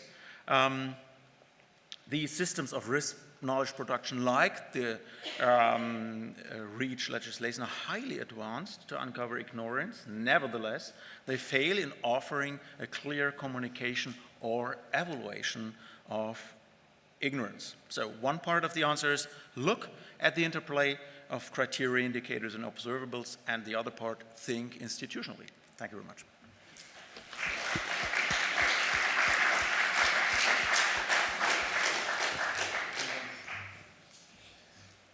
Yeah, many thanks, Stefan Böschen. Who would have guessed that we finished more than 10 minutes earlier? That's fantastic. We heard a fantastic range of different perspectives on uncertainty, different case experiences, different personal experiences perhaps too. And it's now time to actually let them react with your own ideas, with your own comments, with your own questions. So could I ask the speakers please to join me on the panel? And Marissa will chair the panel, and I will run around with the microphone. Hi, thank you so much for coming and for sticking around and listening so patiently. So in a moment it will be your turn to speak and ask your questions to the panel. But just to start off, for a little reminder, we've heard 5 speakers. And to kick in this question and answer session, I would ask all of the speakers in just a couple of sentences to kind of summarize the essence of their presentation, give us the key statement, to just remind all of us what you were saying in your presentation. And we have one mic that we can pass around here on the stage. So Andy, do you want to start? Well, in case you forgot, yeah. I guess, and thank you so much, it's even more of a privilege than I knew to get these interesting contributions. My message, I guess, is that uncertainty is not just a technical matter for policy, it's about politics. And when we think of responding to it, the most important things we can do is to enable and catalyze democratic politics, because in the end, democratic politics and struggle are the best ways to respond to the kinds of uncertainties that we're wrestling with. Yes, thanks. My main message was basically that we will have to take a lot of decisions in the short to medium run that might lead us to be locked into a specific pathway, and we might have to do that before we can resolve uncertainties, or some uncertainties might actually never be resolved, and we should strive to see how taking different decisions would influence our option space. Where do we see robustness? Where can flexibility enhance our ways or our opportunities to adapt? And then maybe finally also something that I would like to add after having heard everybody, I think one point for discussion might also be how we communicate uncertainties. And I'm saying that maybe as scientists we're sometimes not as good at that. And that would be something that I would like to come back to as well. In a nutshell, I would advise you, if you want to mess with the world, equip yourself with a tool that is up to the task. I guess I can follow you, and I was thinking how to bring in your map, Andy, into an expert body such as the IPCC, and how it could be used by an expert setting with divergent audience, with different stakeholders, with different people coming from different countries, so on, and can we use such a toolbox really to inform or be used by a multi-pluralist expert setting? For me, the most important point is to say that the power is operating in the knowledge. Yes, we see it in the indicators. In this case I presented, it was, so to say, a success story that relevant indicators with regard to the precautionary principle were institutionalized. But in many other cases, there is a battle around the indicators. So indicator politics is the politics of knowledge, and therefore the knowledge, power politics in many cases, and we have to look at these indicators. Great, thank you. So we're going to now turn to questions in the audience, and Tobias will walk around with the microphone. So if you have a question, you can just give him a little wave, and he'll... Yeah, hi, thanks. Jürgen Hubener from the IRI THESys. Just an easy one to kick you off. Thanks for all these great contributions. My question is on the we that most of you use, as in we should be doing this and we've looked at that, and I wonder what you mean by that, and I wonder whether there's a, more specifically, whether whether you think we should be after universal solutions to this planetary problem that we are facing, or whether we are after local solutions, or whether we should identify the we in a more socially differentiated or social ecologically differentiated way. Thank you. Thank you for your presentations. Joachim Spangenberg from the UFZ. I think one group you have to educate is scientists, in particular my fellow economists. They tend, in the meantime, to agree that there is something like uncertainty, and they integrate it into deterministic models by using fuzzy logic. And they think that stochastic variation is the same than uncertainty. I can give you dozens and dozens of examples from the literature. So I think there is a good need to educate scientists as well. And one aspect in the transfer from science to politics, I think we have to distinguish this internal logic of avoiding type 1 errors in science and the importance of taking type 2 errors into account in the political domain, which makes the dialogue difficult. And I think seeing that together with the uncertainty issue really is something to show the limited, albeit important, role science can have in providing a basis for political decision-making. My name is Catherine Farrell. I'm here at the Humboldt-Universität in the Resource Economics Department. I wanted to pick up on a contradiction between a couple of the presentations, and I'm just curious how the panel might be responding to that. So in the presentation from Ms. Fuss, you have been talking about red as a way of preserving the flexibility, but your proposition basically includes the assumption that there's a decision maker somewhere who's capable of exercising their option, to put it in the technical language. And I think this idea that there's somehow, somewhere, a decision maker who's able to exercise the option to convert a forest that's been preserved into something else or not, it a bit relates back to the comment from Jörg already. But I'm curious how this is seen by Professor Stirling and by Dr. Beck in terms of the comments that they've made. Does this concern you? It certainly concerns me. Great. Should we have a first round of answers? Great. So I guess the first question was about the we. Who are the we? And I would assume that all of the speakers probably have something to say. So are we looking for universal solutions, global universal solutions versus local, more diversified solutions that maybe respond to local needs better?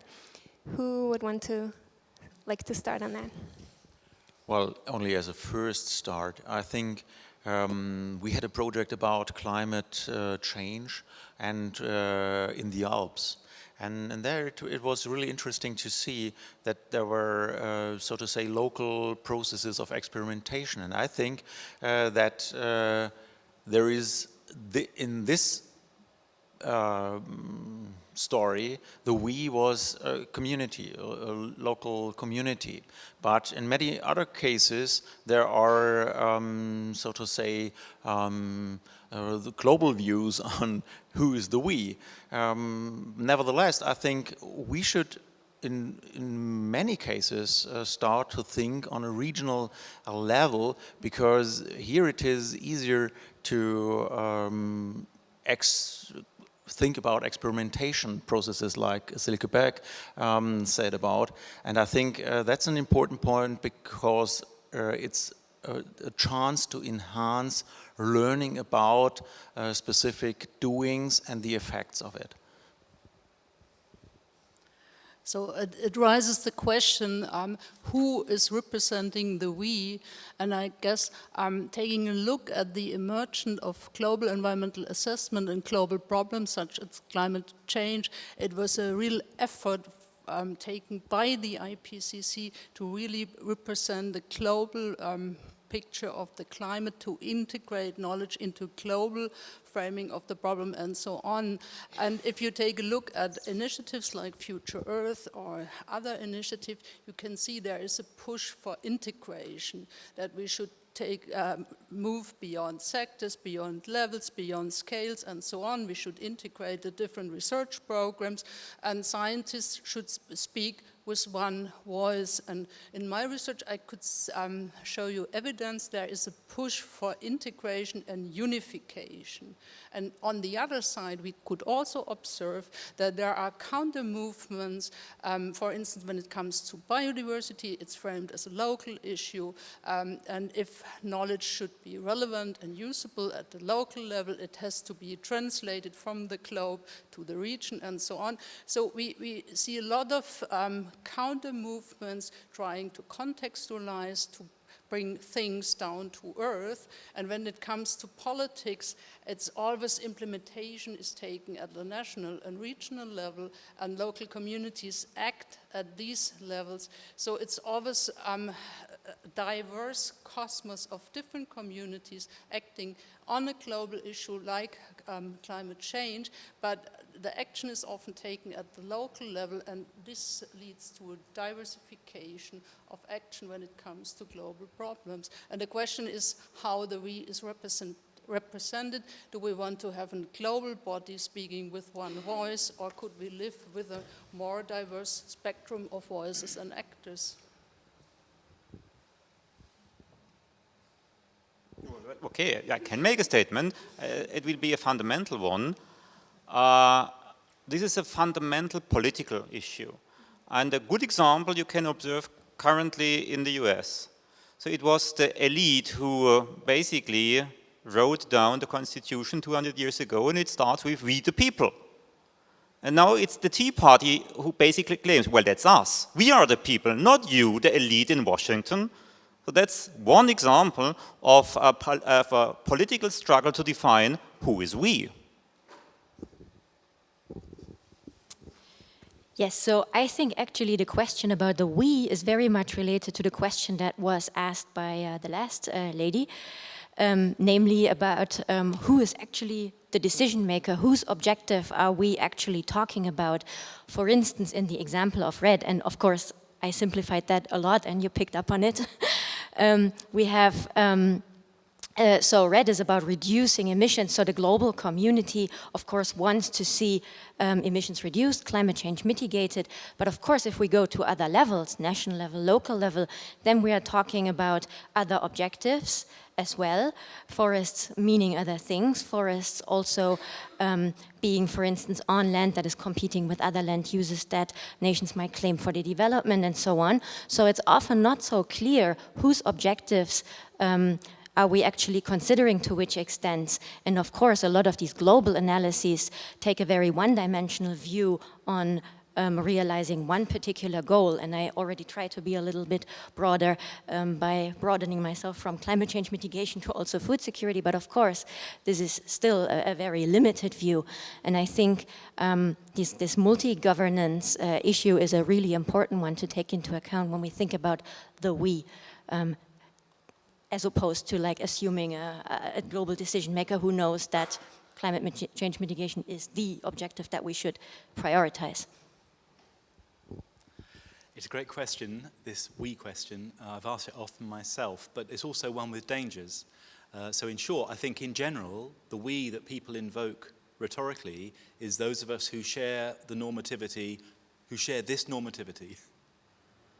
And actually, there are dangers of that, of course. It's a sort of hegemonic appropriation, as if we are all doing that. But there's also a kind of accountability that comes with it, such that questions can be asked, who is we? And what I worry about sometimes is some social scientists, like myself, when asking that, encourage an etiquette under which people don't say we, but they're still being normative. So for me, I think there's a danger of hegemonic appropriation, but there's also a danger of unaccountable fragmentation, where we go into a sort of politically correct post-politics, where we don't use we because we don't want to be accountable for actually meaning that. So for me then, there's a big difference between, if you're speaking of a we in terms of homogeneity, then you risk the downside that I think the questioner is rightly pointing to. But if the we being articulated, as I try to do, is heterogeneous, the whole point is any we is plural, what do we do about plurality? Then I think it's actually quite legitimate to use a we phrase quite inclusively. Great. The next question was, I guess, directed mostly at the economists on the panel here, so Sabine Fuß and Armin Haas, and it was about whether integrating uncertainty into deterministic models by including a few stochastic parameters or techniques, whether that is actually a sufficient way to do it, and whether that is that approach is capable of reflecting the full degree of uncertainties. Yeah, that's the famous saying. We've seen that on the screen today. If you have a hammer, the whole world becomes a nail. And the hammer of the economist is expected utility theory. So you have preferences and probabilities, and then you make your models and you get your solutions. And that's basically the style of the style of the business today. That's how you make your career in economics. That's the way how you get into the journals and have your impact factors. And if you have different ideas, well, beware. Good luck. That's a kind of institutional lock-in. And you can, it's easy. It's a subject of the sociology of science. And it's difficult to overcome. Well, at least I try. But it's a long way to do. And I'm not the first one who is actually challenging this approach. Even before this approach became the hegemon in the field, John Maynard Keynes forcefully attacked that. He is explicit in judging that expected utility is very misleading for economists. Why were these previous approaches not more successful then? Why are we still holding on to that? Although economists, as you mentioned, often know that it's not an optimal approach. I think a very good example, you can make out a case study out of that, for what we have seen in two of our presentations today, that there are, in the real world, powerful forces that bring us down to the first quadrant, to the risk quadrant. So you start somewhere different with ignorance or uncertainty or ambiguity, and in the end you end up in the risk community. Why? Because you have tools. it's easier. And in the end, it's also a social evolution. It's a kind of social Darwinism. If you have different ideas, well, the probability that you make a career in science is much lower. It's as hard as that. And we better face it, because only by facing it, we enhance the probability of changing it. Sabine Fuß. So I would agree on this, this view that we are always a little bit pushed into the corner of the quadrant where we also have tools available, of course, and also that there might be a little bit of an institutional lock-in in terms of not being able to publish in very high-level economic journals if you don't sort of endorse the expected utility tools. However, I think that's also a decision we have to make for ourselves. So on the one hand, I think it's not a bad thing per se to also try to do better in the upper left quadrant. On the other hand, what I tried to show is that you could actually aid decision making a lot more if you try to maybe think a little bit backwards and think a bit about, okay, which decisions preclude, for instance, taking other decisions at a future point in time? How does this and this decision or embarking on this and this pathway influence the shape of my option space in the future?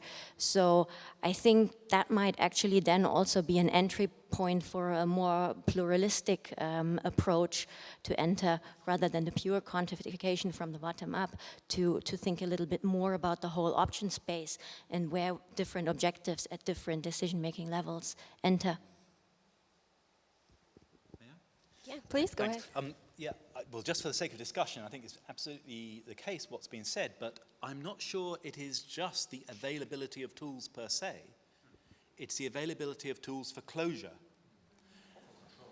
Because what I tried to illustrate, and I think what the other talks have done even better, is that there are plenty of tools for opening up and understanding the space of possibilities, but if you want to close down, then that's where you go. And so what's really happening here is not availability of tools per se, it's the effects of what Habermas called justification. And it's actually, for me, very alarming that it is even the case in academic science, in universities, in apparently policy-independent disciplines, that even there you still get this absolute obsession asymmetrically with tools that close down. Because that's what those, to pick up Catherine Farrell's point, in the cockpit wish to see. Those are the tools, and there is no cockpit, but there's a pretense that there's a cockpit, and to pretend there's a cockpit, those who want to pretend it need people around pretending it too, saying, here's the cockpit tool. And so I think it's not available. There are plenty of other tools available, it's just the political pressures don't spotlight them so well. Are there more comments on that? Or move on? So I guess that feeds well into the next question. Oh, sure, sorry. I think to come back to my point, we have to think about the policy implications. And if you talk about tools, about you can calculate a problem, and policymakers always want numbers. Please give me one number. What are the costs for climate adaptation in Europe? If you have rational methods, it implies that you can solve the problem. The problem is controllable, it's calculable, and it's manageable. And this is the take-home message a lot of decision makers want to have, or want to science to provide them the message. We can control the problem, and we have the science that is based on the best, whatever peer-reviewed science. And we observed there is a front stage thing showing that things are certain and we have the method, we can deal with the problem. And if you go backstage when it comes to insurance companies and so on, they are used to messy decision, uncertainties, ignorance and things like that. But they think if you go outside, be honest about uncertainties, it will damage our credibility. So inside, if you have organizations like insurance companies, they have different ways dealing with uncertainties and ignorance, and they're using it in different contexts in different ways. That feeds even better into the next question. Two of the people in the audience who asked question mentioned that that science-policy interface and how the communication between science and policy works. And Sabine Fuß also mentioned it.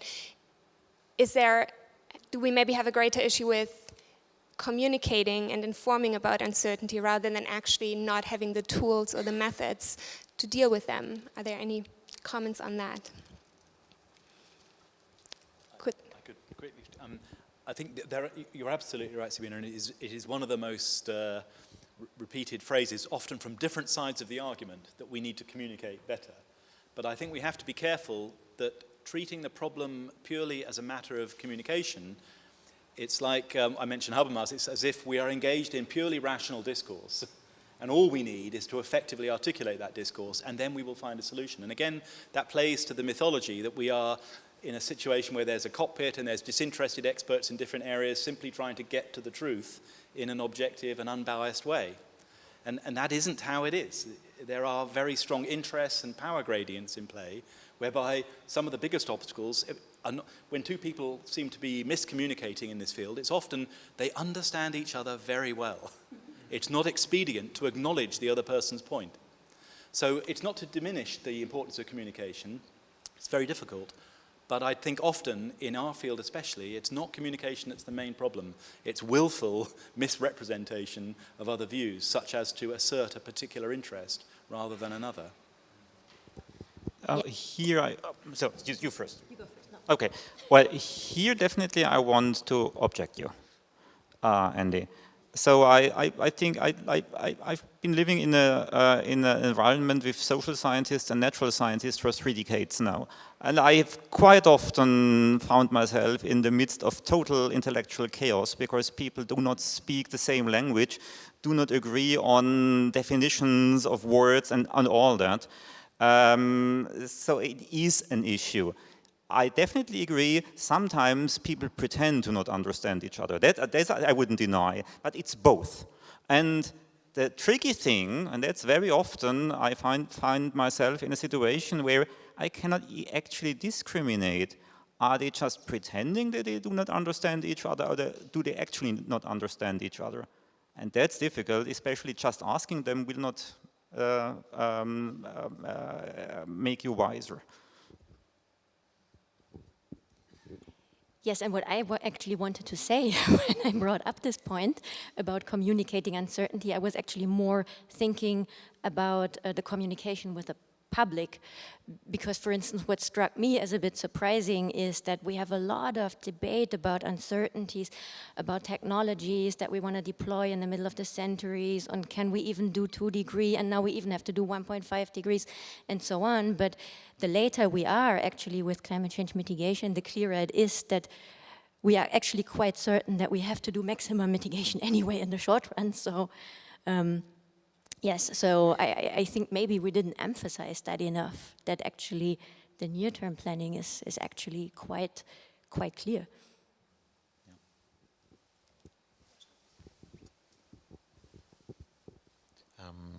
Yes, I think one important point is to look at the political side of this thing. So it's true that communication, focusing on communication, might lose the point that there is a political arena and that we have lose this kind of political debates about what are the relevant criteria, what are the ways we do know what we know, and therefore we can make statements on problem solutions. And I think that would be very important to more focus on how we can better political discuss to find solutions. So we are really in more or less a way on this control mode, to manage things, to know things. And then you have this uncertainty thing because there are fuzzy areas, but to my understanding, as things are in any case really uncertain, the most of the important things of evolution and societal development, it's really a need for more political debate and the question how we can make it more viable, such debates. Any more comments on that? Or Well, yeah? yeah, one. Great. Because there are communities who are better than others in dealing with open horizons, true uncertainty, even the unknown unknowns. And I think one of the domains that is really good is the military. They are trained in that. So, soldiers by definition are paranoid. That's their job.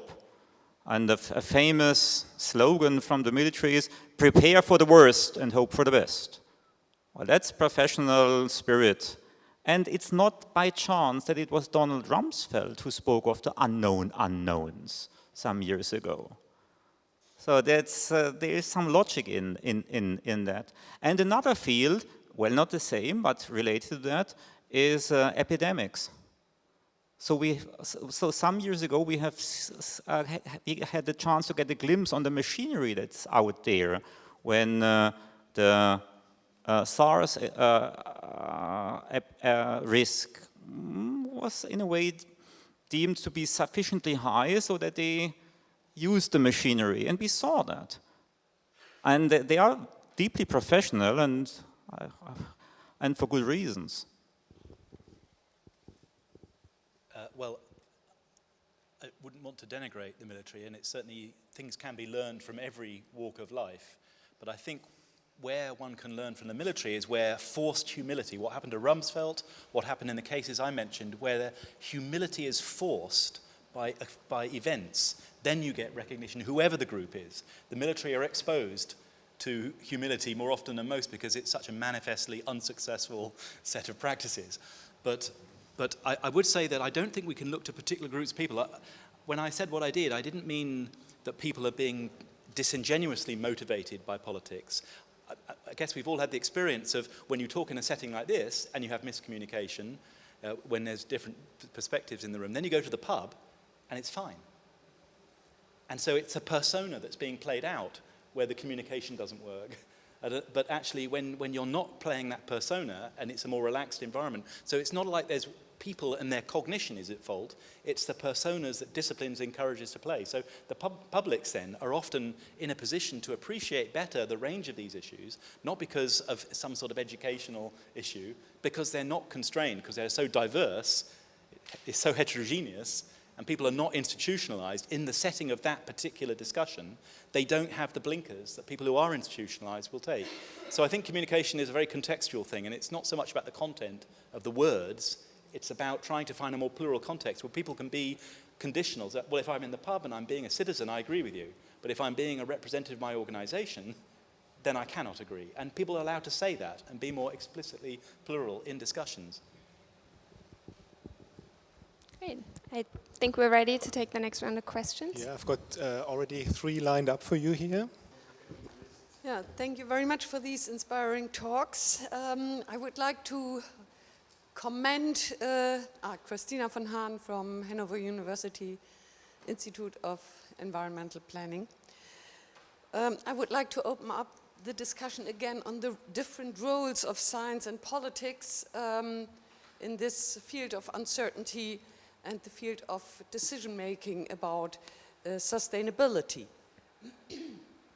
I think that the role of science can never be to put up non-negotiable limits that are non-negotiable. Andrew, you said the Rockström limits are something that is somehow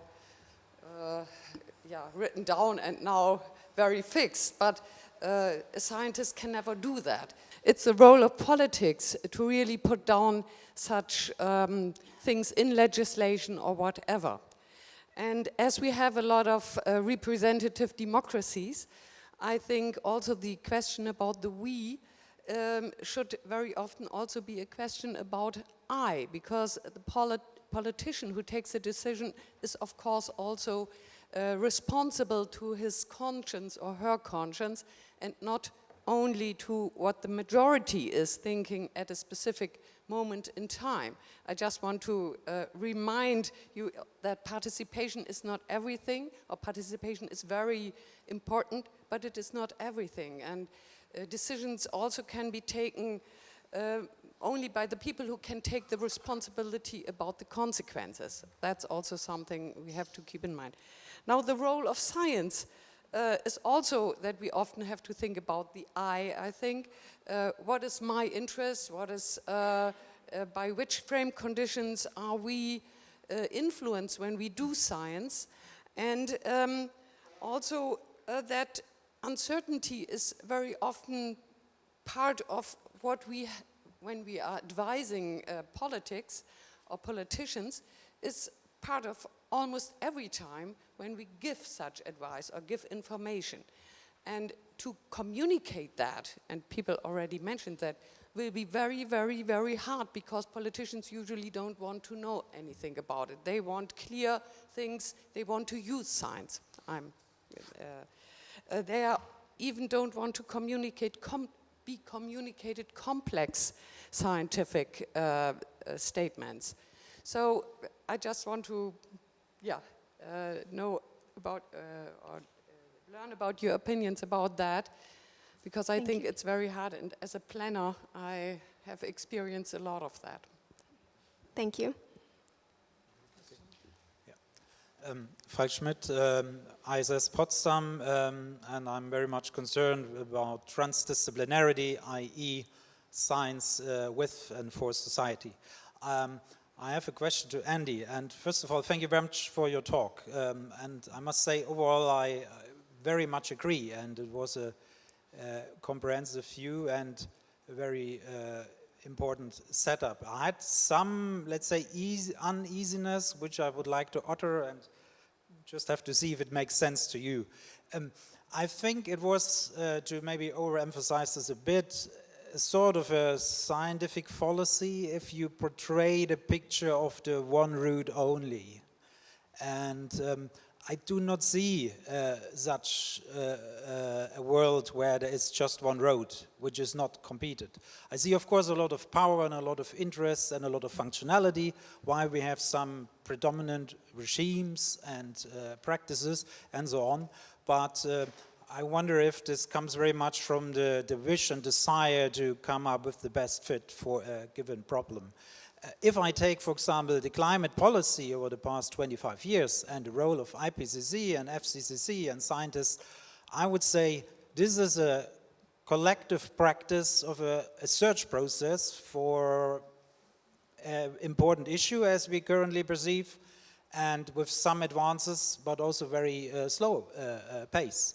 And this, I would say, is very much how reality is, and I could not say that the predominant discourse of very much classic climate science will really have a big impact to move forward more quickly. It is exactly the societal world, the world as it is, as we are in. In a way, the highlight of the comments for me was the slide from Mrs. Fuß, that said, regardless of what scenario will come through, get prepared anyways. And I'm not cynical here. I would say that's very much the situation we are in, and science may have always the tendency to put itself a little bit out of the struggle of the world and still wants to give the right recipe what to do, for example, diversity. And it perceives very often practitioners who have to face the problems with their own challenges as if they cannot deal even with such a thing that you know that you have to do, but no good recipes, that they are incapable of acting. And I think both things are a little bit maybe too simplistic, or coming from a view that's not really yet entering the discourse with different stakeholders and scientists. Thank you. And the last question for this round. Thank you. Elon Chabai, I'm also at the Institute for Advanced Sustainability Studies in Potsdam. I have two pieces that I'd like to try to tie together from this really very informative and I think very stimulating set of talks. Thank you for those. One is the question of making meaning of the information that we put out there, and two, the path dependence. And the way I would think about tying those together is to look at probably one of the most conservative institutions that we are all dependent on, namely education. And we set up, in a certain sense, ourselves for a continuing process of difficulty, if not failure, by setting up processes where people have been trained to accept information of experts, to use that information in very specific ways.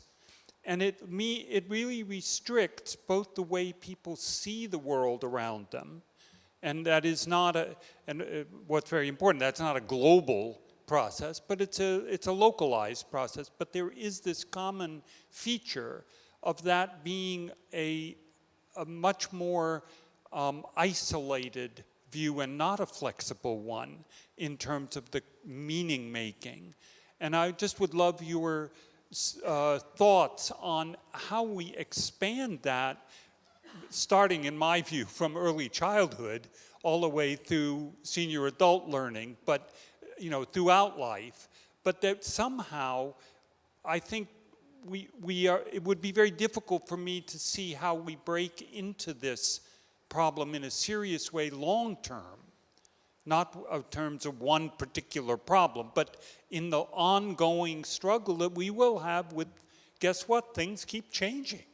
So we have to keep learning our way towards this. And I just would love your reflections on that. Thank you. Great, thank you. Great questions. I'll kind of sum up the questions, the first set of questions that was asked, which was very much about the kind of the division of labor between scientists and policymakers, and how far can the advice of scientists go when in the end it is the policymakers who make the decisions and then take the responsibility for their consequences, and how much is that also a question of individual conscience of the decision makers. So where are the limits between science advice and giving policy input? Who wants to have a start on that? I could kick off, I'm sure we'll all have something. I mean, what I wanted to really pick up what the lady who asked that first question said, or made that first point said, is participation is not everything. And so I'll just riff on that as a way of engaging with the broader point, which is absolutely. And I worry sometimes that the kinds of debates we have can descend into an idea that, well, simply bolt on some participation, and no matter how you design it, and how it's treated, and what goes on inside it, out pops legitimation. And that's even more dangerous than having no participation at all, in ways as Ilka and others have shown. So for me, the idea about opening up and treating knowledge as plural and conditional applies to participation as much as to expertise. And a participation that's geared like a machine to generate consensus is as much part of the problem as an expert committee that simply hands down the truth. So for me, the opening up framework is an attempt to get away from that participation or expert divide and say both forms of practice, and indeed there's much diversity within them, have a responsibility to acknowledge the conditionalities, and when knowledge is being produced in those processes, to be explicit with not just policymakers but the whole political debate what those conditionalities are. And the methods I try to point to are practical ways of, in different ways, as what we've heard in the other comments, show how that can be done, how the answer depends on the question.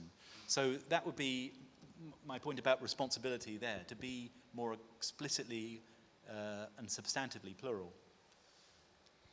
Yes, and I think maybe I want to also be a little bit more optimistic, because I think the community is making actually a step towards a more comprising science policy interface model, and a little bit away from this, the scientists are sitting in the ivory tower, and then printing out the recipe that the policymakers are supposed to follow.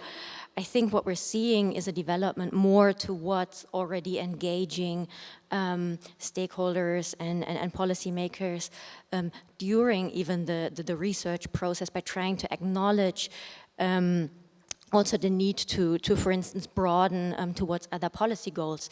So, for instance, the integrated assessment community taking on board also SDGs and not only focusing on the climate change mitigation and so on. So I think I totally agree that this is a problem if we have only a one-way communication. But I think we're moving, well, at least we're trying to move a little bit away from that. Well, I'm involved in several institutions currently. So I'm with the IASS. I'm also with the Global Climate Forum, and I'm a co-founder of the Munich Climate Insurance Initiative.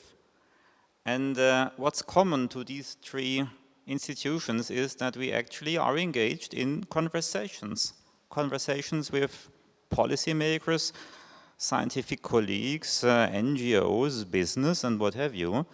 And believe me, it's not telling them what to do. It's not throwing our wisdom into their faces, but it's really conversation. And I've learned quite a lot from politicians, business people, and NGOs, activists, and well, I hope that they also have learned something from me. But this is a dynamic process, and we are not the only institutions out there. Yeah, we are not definitely the role model right now, but it's not a lost case either, and I can only encourage you, it's possible, I'm doing it, you can join me, you can set up your own shops, whatever you like to do, just proceed. And don't get lost in despair.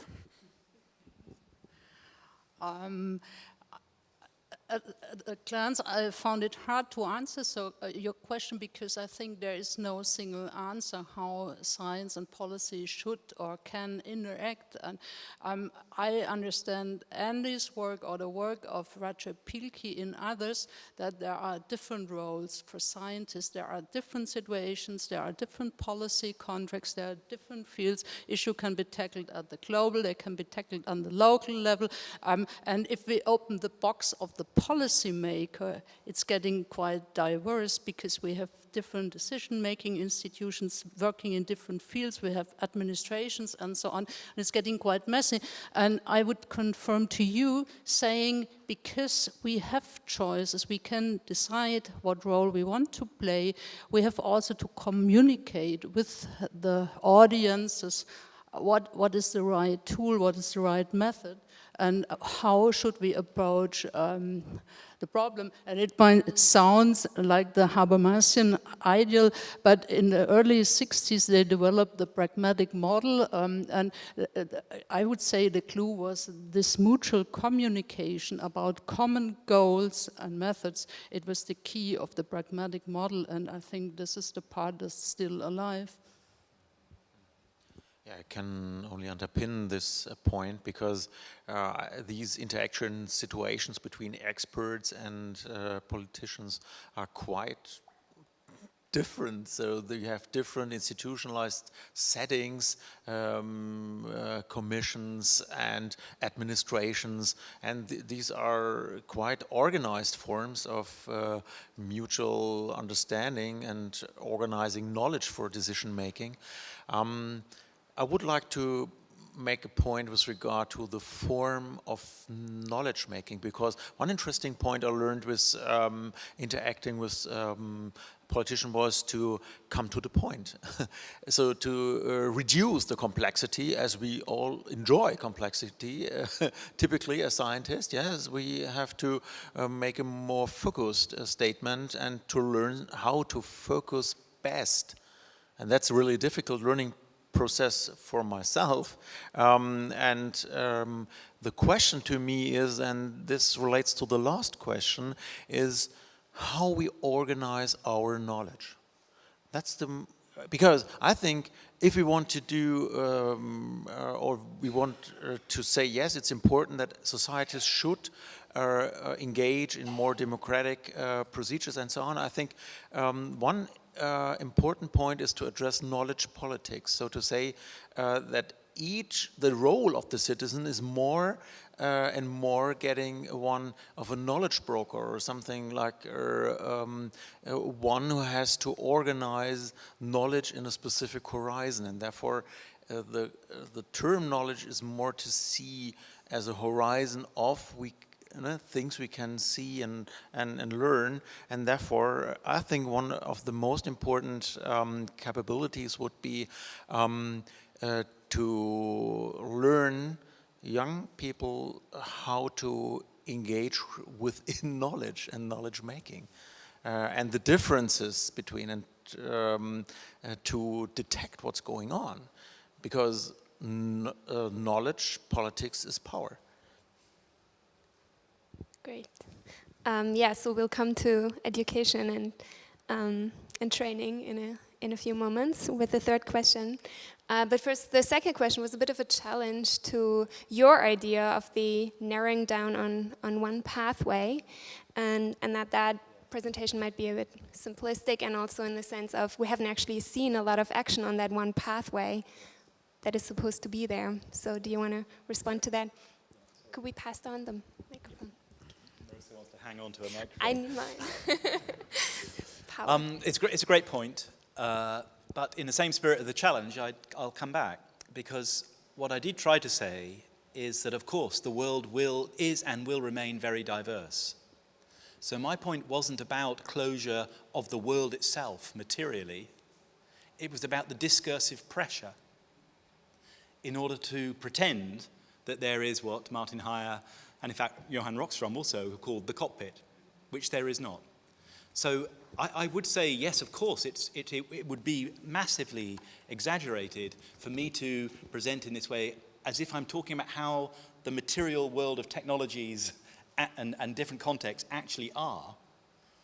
But I wasn't talking about that. I was talking about how they're represented in these debates we have. And so there, I do actually think it's impossible to avoid the conclusion that institutions like the Innovation Union, the fact that we speak of innovation, just the very fact there is such a word, never mind how ubiquitous it is as pro-innovation, is evidence that the fact that if in international institutions, if you do not accept a single answer to a question of a chemical or a biotechnology product being the best, then you can have international trade sanctions brought against you. Because the idea is there is a best one, and if you don't take it, you're wrong, and you will be charged hundreds of millions of dollars, as Europe has done on a number of issues. Likewise, TTIP threatens to compound that. I don't know of an advisory committee which does not feel a very strong responsibility. No matter what the remit, there's always a remit somewhere down the points, come up with different views, usually outside Britain. But I don't know of a committee that actually does that more than a tiny minority of times. There's this huge pressure to represent a single view. So in those ways, I would say actually the picture of very powerful pressures for closure is actually quite accurate. There are exceptions. And then there's microdynamics where people try and open up. You have contrarian counter dynamic. But I would defend it. I may be wrong, but I would defend it as an accurate characterization of the discursive dynamics to defend power in knowledge, even though the world will remain, thank goodness, much more diverse. Are there more comments or challenges from the panel on that? Great. So then let's move on actually to that third question and some of the points that Stefan Böschen had mentioned already about the role of education and teaching students, kids even, it was said, to maybe not always just accept expert judgment, but be able to engage in that democratic process and question and challenge knowledge. And what can we change in our education system or in our training, even scientific training maybe, to make that easier, to break out of those pressures to close down? This runs deep. One of my academic teachers, Wolfgang Eichhorn, is a mathematician by training. And he made me aware of the fact that we basically miseducate our children in mathematics. Why? Because in school, children learn that every mathematical problem has exactly one solution. And this is total nonsense. Most mathematical problems have no solutions at all. So that's the biggest class. And the second biggest class is the mathematical problems that do have solutions, but they are not unique. And the smallest class, totally non-representative for mathematical problems, is the class of the problems that have a solution and it's unique. But that's exactly what we tell our children. And they learn, and they believe, and that's their mindset. So every solution, so we just dropped the mathematical, has just one unique solution. I think we need to change that, but good luck with changing that. I think talking about education is too narrow. I think it's the broader problem of capacity building or capacity development, and institutions such as IPBES are taking this problem serious. IPBES has 4 tasks or 4 work programs, and one of them is capacity building. It's not only about assessments, but capacity is seen as an equal part. And in my experience, if problems are more at the ground, when it comes to rare diseases, people concerned, affected by these problems, they start to learn by themselves, that mothers collecting data about rare diseases, about the methods, trying to challenge method, or when it comes to consumer policies, there are a lot of bottom-up movements where you can see that this literacy is growing up. It's not a top-down issue, but it's also, it's growing from the ground. And it's very important to be aware of all this movement when it comes to biodiversity. I think there is more going on than in fields such as climate change that are global problems, and there's more this kind of top-down communication. And last but not least, I think in my experience, I was working in the field of climate change, it's also the personal responsibility of scientists. If there are visible scientists going to the TV and have 3 children, and if they look the children's news logo, and if there is a famous scientist and he's sitting or she's sitting at the computer and explaining global climate models, I think it's very important that you go to these medias, you use the medias, and really try to learn to translate things into languages that audience such as children or capacity building other countries can understand. One point, nevertheless, I would like to make. It's, to me, it's the question whether we can teach to address situations where you have different possibilities to think about and to make a choice. So it's what Aristotle called phronesis. It's the capability in a situation to have a feeling in which direction one should go, although there is quite a mess around. So I think this is really an important capability, to arrange one's life with regard to complexity. And therefore, I think typically in the school or also in university, we are really oriented toward these output things. How many good quotes, good, and all these things, the measurement of, and I think that's really a narrow approach. But I think we all know that. Okay, just in order not to repeat, because a lot of good things have already been said, I just want to add 2 thoughts to this. So one is also related to what we've been talking about before about economics, that a lot of the universities are still organized in disciplines very much. And I think it would be a good step forward if it could also be demonstrated that you can also have a career if you are publishing in interdisciplinary journals, for instance, and that of course also relates back to the measurement. So I think some progress could be made there, getting more interdisciplinary even already during the educational level at university, and not only later during professional life. And another thing that could already be done at this stage, I think, would be is more a general point, because right now I sometimes have the feeling when I'm dealing with my students, for instance, there is so much information out there, and for instance on the internet there is so much information, and I think we should also give them more guidance as to not only blindly rely on expert views, but also to assess what of those expert views they really do want to take on and critically review. Well, I showed a picture of Immanuel Kant today, and one of his key notions is judgment. People say it should be an ideal for people to develop judgment. And in his words, to use your mind without being directed by others. Your own judgment, your personal judgment. And it's not by chance that I am a Bayesian, because this is about judgment. Thanks, it's a great point. And chiming with what's been said, I'd say that at root of this is also knowledge is treated as if it's a located substance, when it's actually a relational flow.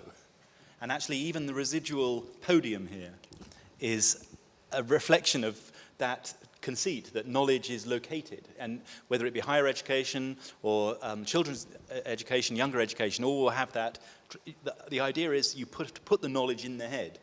And in fact, you know, just like you wouldn't think that you don't track the individual neuron responsible for the cognition of the whole, so too what societies are capable of appreciating is not a function of what can be crammed into each individualized brain. And so I think slightly less abstractly than that, you think about in the kind of qualities that could be imparted in scientific education and practice. I mean, the Mertonian norms, which are never lived up to, so they're rightly criticized as claims, but as aspirations, they're very powerful. For instance, organized skepticism. In this field, it's intriguing how science defines itself by reasoned skepticism, but when science encounters reasoned skepticism in the outside world, it becomes hysterically anxious. That very quality that rightly distinguishes science from other doctrines in politics or religion, when it's encountered in the world, and scientists think that what they're often doing when they do that is lamenting, why is the world not more scientific, exactly when the world is being most scientific back. So for me, I mean, the British Royal Society had a motto, nullius in verba, not on authority. And it was so ironic that this 17th century motto, not on authority, should appear on the documents that were being banged down on tables as authority, telling people, do not be frightened of phones, like GMOs, you know, etc. So for me, the implication of the question is, how do we not cram all the knowledge necessary or pretend into individual brains, but how do we cultivate the virtues, nurture the virtues and the qualities that collectively allow societies to appreciate in ways that individuals simply cannot do? Great. I think we have time for a couple more questions. Yeah, I have 4 on my list, and I think 4. I think we will take them all. Okay. But then I think that might be it. But if you could all be brief in your comments or questions, and if you could be brief back, that would be great. Okay, Johannes Pinker, and I make it brief. A very easy question, do we have to think and to discuss about our needs? Because in the beginning it was sustainability with need, and often, even in Germany, I realize more and more that we put our wishes to needs, but we didn't need it really. It's only a wish, it's on top. Yeah, that's my question. Thank you.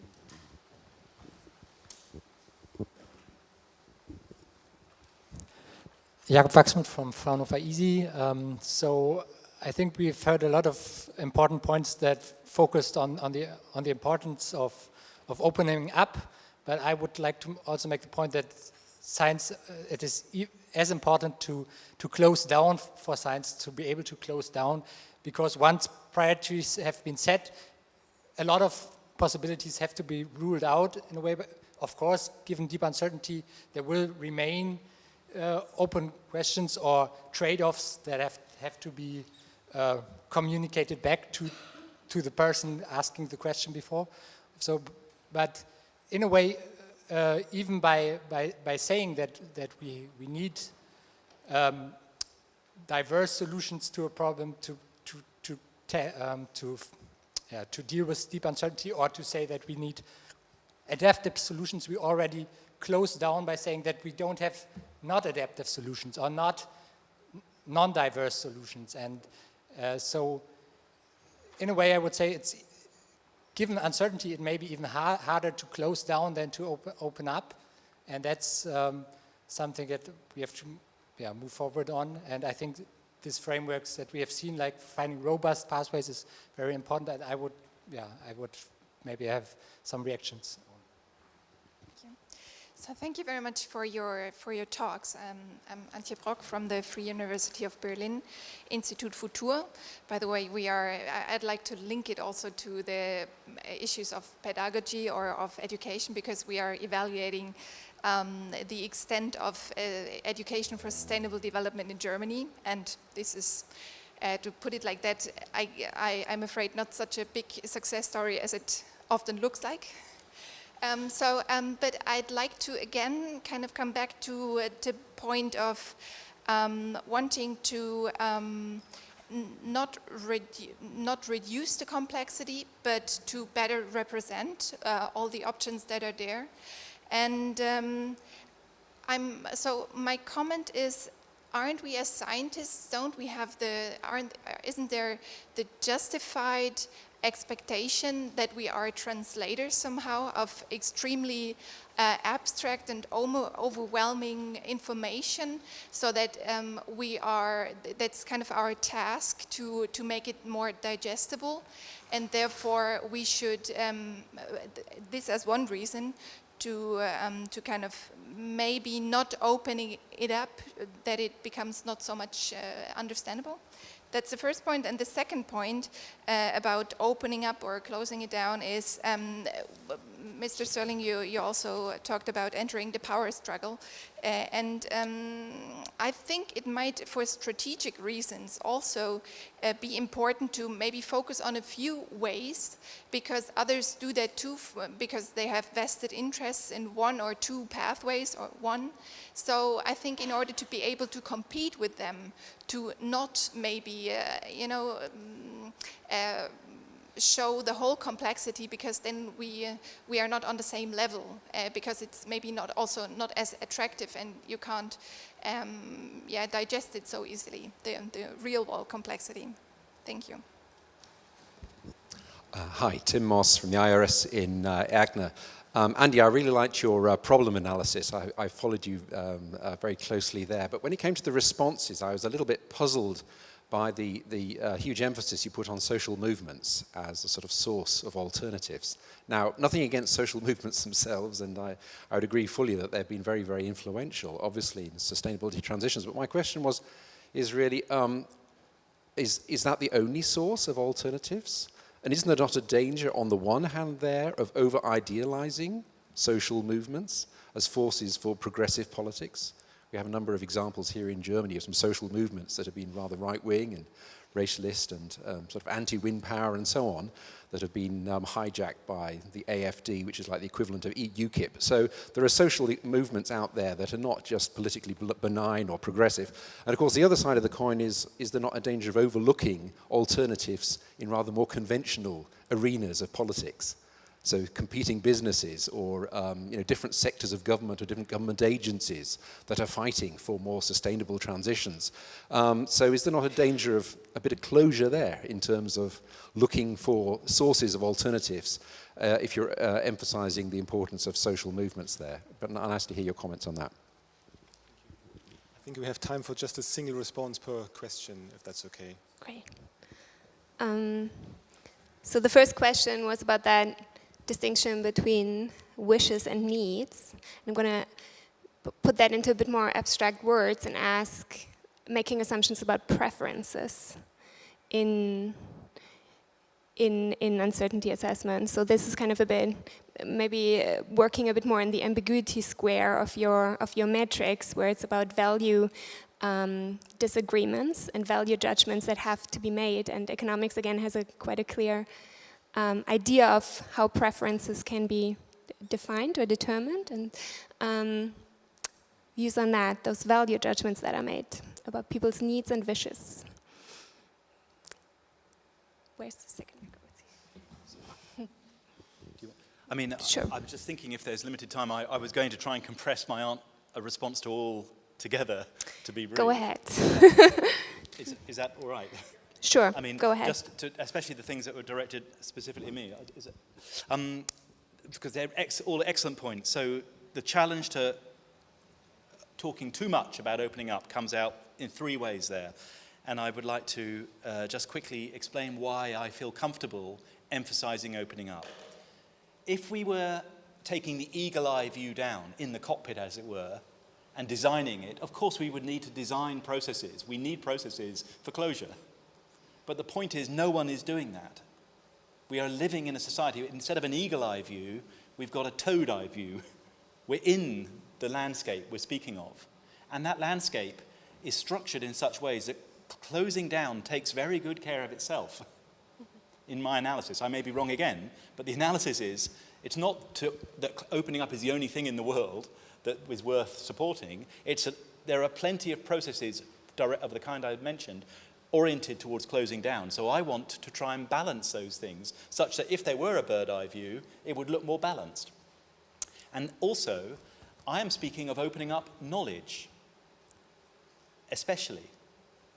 And there is absolutely no reason why to close down action, which the first question got to, the need to make commitments. I don't think we need to decide just one thing, but there is a need to make commitments, allocate resources, be practical in the ways the question suggested. Yes, absolutely.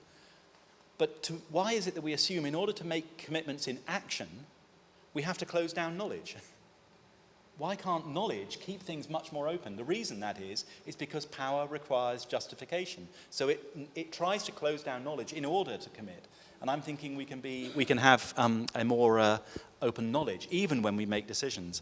And that then goes to the point about the complexity. Of course, opening up can be complicated, but actually there are a few phrases more simple or intuitive than "it depends." When somebody asks something, "it depends." And then just saying why it depends, that's a very simple response, and it has the effect of opening up, even when it is as straightforward as that. And then the final point on the same theme, about romanticizing social movements. Yes, there absolutely is a danger of that. My point about social movements wasn't that they're always correct. It's that they are a source of transformative dynamism, actually for good or ill. So if we aim, as we do under the sustainability agenda, for transformation, of course, there are bad transformations as well, and social movements are implicated in them.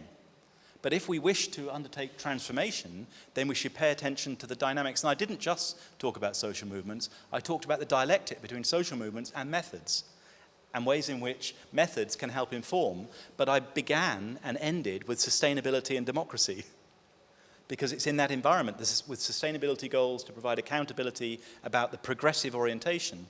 So for me, it would be correct, absolutely, to criticize if I was simply saying, let's just rely on social movements. But I was trying to say, in order to deliver the very specific goals of sustainability, which are transformative, we can't do it just by expertise alone. We need to take account of the dialectic between expertise and social movements who are oriented towards those changes. And I do think it's impossible to explain where sustainability came from without looking at social movements in the way I try to outline. But thank you for those really great points. Yes, shall I also try to do an all-comprehensive? Sure, okay. Sure, yes, please. On the wishes versus needs and the preferences, I think that actually the problem is even more complicated than we might think, because we might have different preferences and different values attached about the same thing, but also we might have different objectives and different prioritization of these objectives at different levels. So we had the example of RED and climate change mitigation, for instance, at global level, and then needs or wishes changing as we go down the different levels.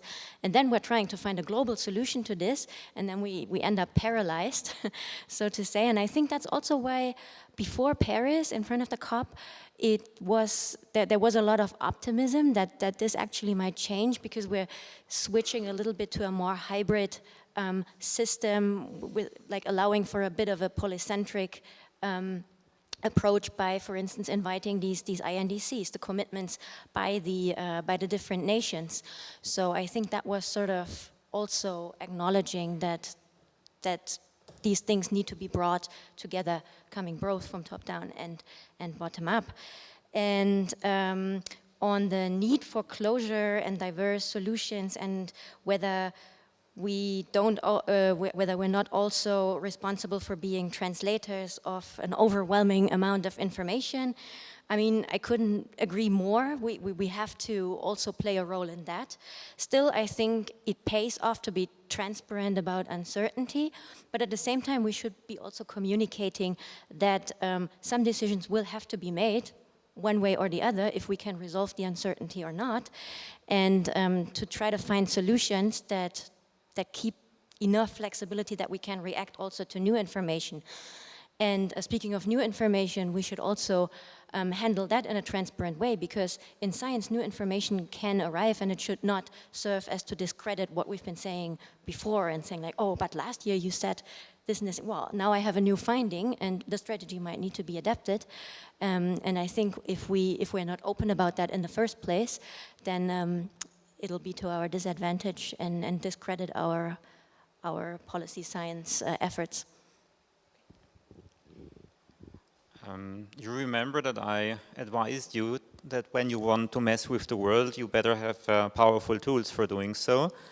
I want to introduce you very briefly to another tool of my choice, that is socio-ecological systems. So this is a kind of system of systems approach, and then in this approach you have the natural system, that's nature, which is quite complex a beast. You have the social system, you have the economic system, you have the political system, and they interfere with each other.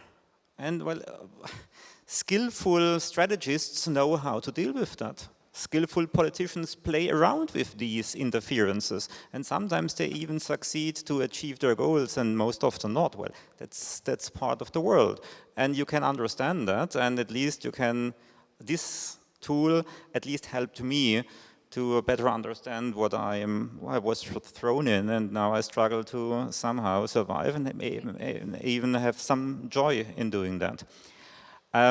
The other dimension that was touched was the normative dimension of sustainability. And yes, of course, that's a normative concept. That's a value judgment. Yeah, and well, I have no problem with that. We need to make value judgments all time, every day, and some of them are severe. And but I don't want to overload this sustainability issue with this value dimension. There is another justification, I would say complementary to the sustainability issue. It's just good management practice.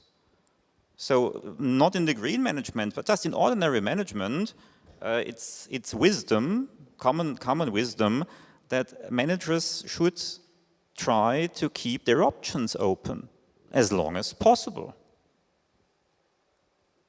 And why? Because basically that typically works out. That's it. Great. I want to add one maybe further or complementary argument to the opening up point. In my view, opening up has a lot to do with reflexivity, with challenging things that are taken for granted, figuring out whether there are alternatives, challenging assumptions about ourselves and things like that, but also looking for alternatives. And I'm a sociologist by training, and if you take a look how institutions or persons learn, you see a lot of evidence for adaptive, incremental learning, and you have rare cases of reflexive learning. Ulrich Beck distinguished between reflex and reflexivity, and I think it's very hard to think about very reflexive institutions and things like that. And I think we should be more realistic how institutions or organizations deal with complexity. And if you take a look how organizations deal with complexity, they have a lot of practices, heuristics and things, how to reduce complexity and come to the decision. I think we should not only talk about opening up, but take a look at real life decision making, and then you see that organizations are closing down or dealing with uncertainty every day, every minute, and there are a lot of heuristics and tools available, and we have to take a look at these tools. Thank you. Wow, difficult job now. I would only like to add the point that we have to think institutionally in this sense that they are important to organize social action. We have this point that to make these decisions, we need social procedures that decisions can be taken. But on the other hand side, are they open enough to allow a further phase of opening up? Because typically institutions are also, the REACH legislation is a closing down procedure, and the question is now, after REACH is before REACH. We have to look at the next phase at the same moment, otherwise we get the false impression that this situation is stable and safe. That's not the case. Thank you. We are actually running out of time, so we have to close down the discussion at this point. I want to thank the panelists again for sharing their insights.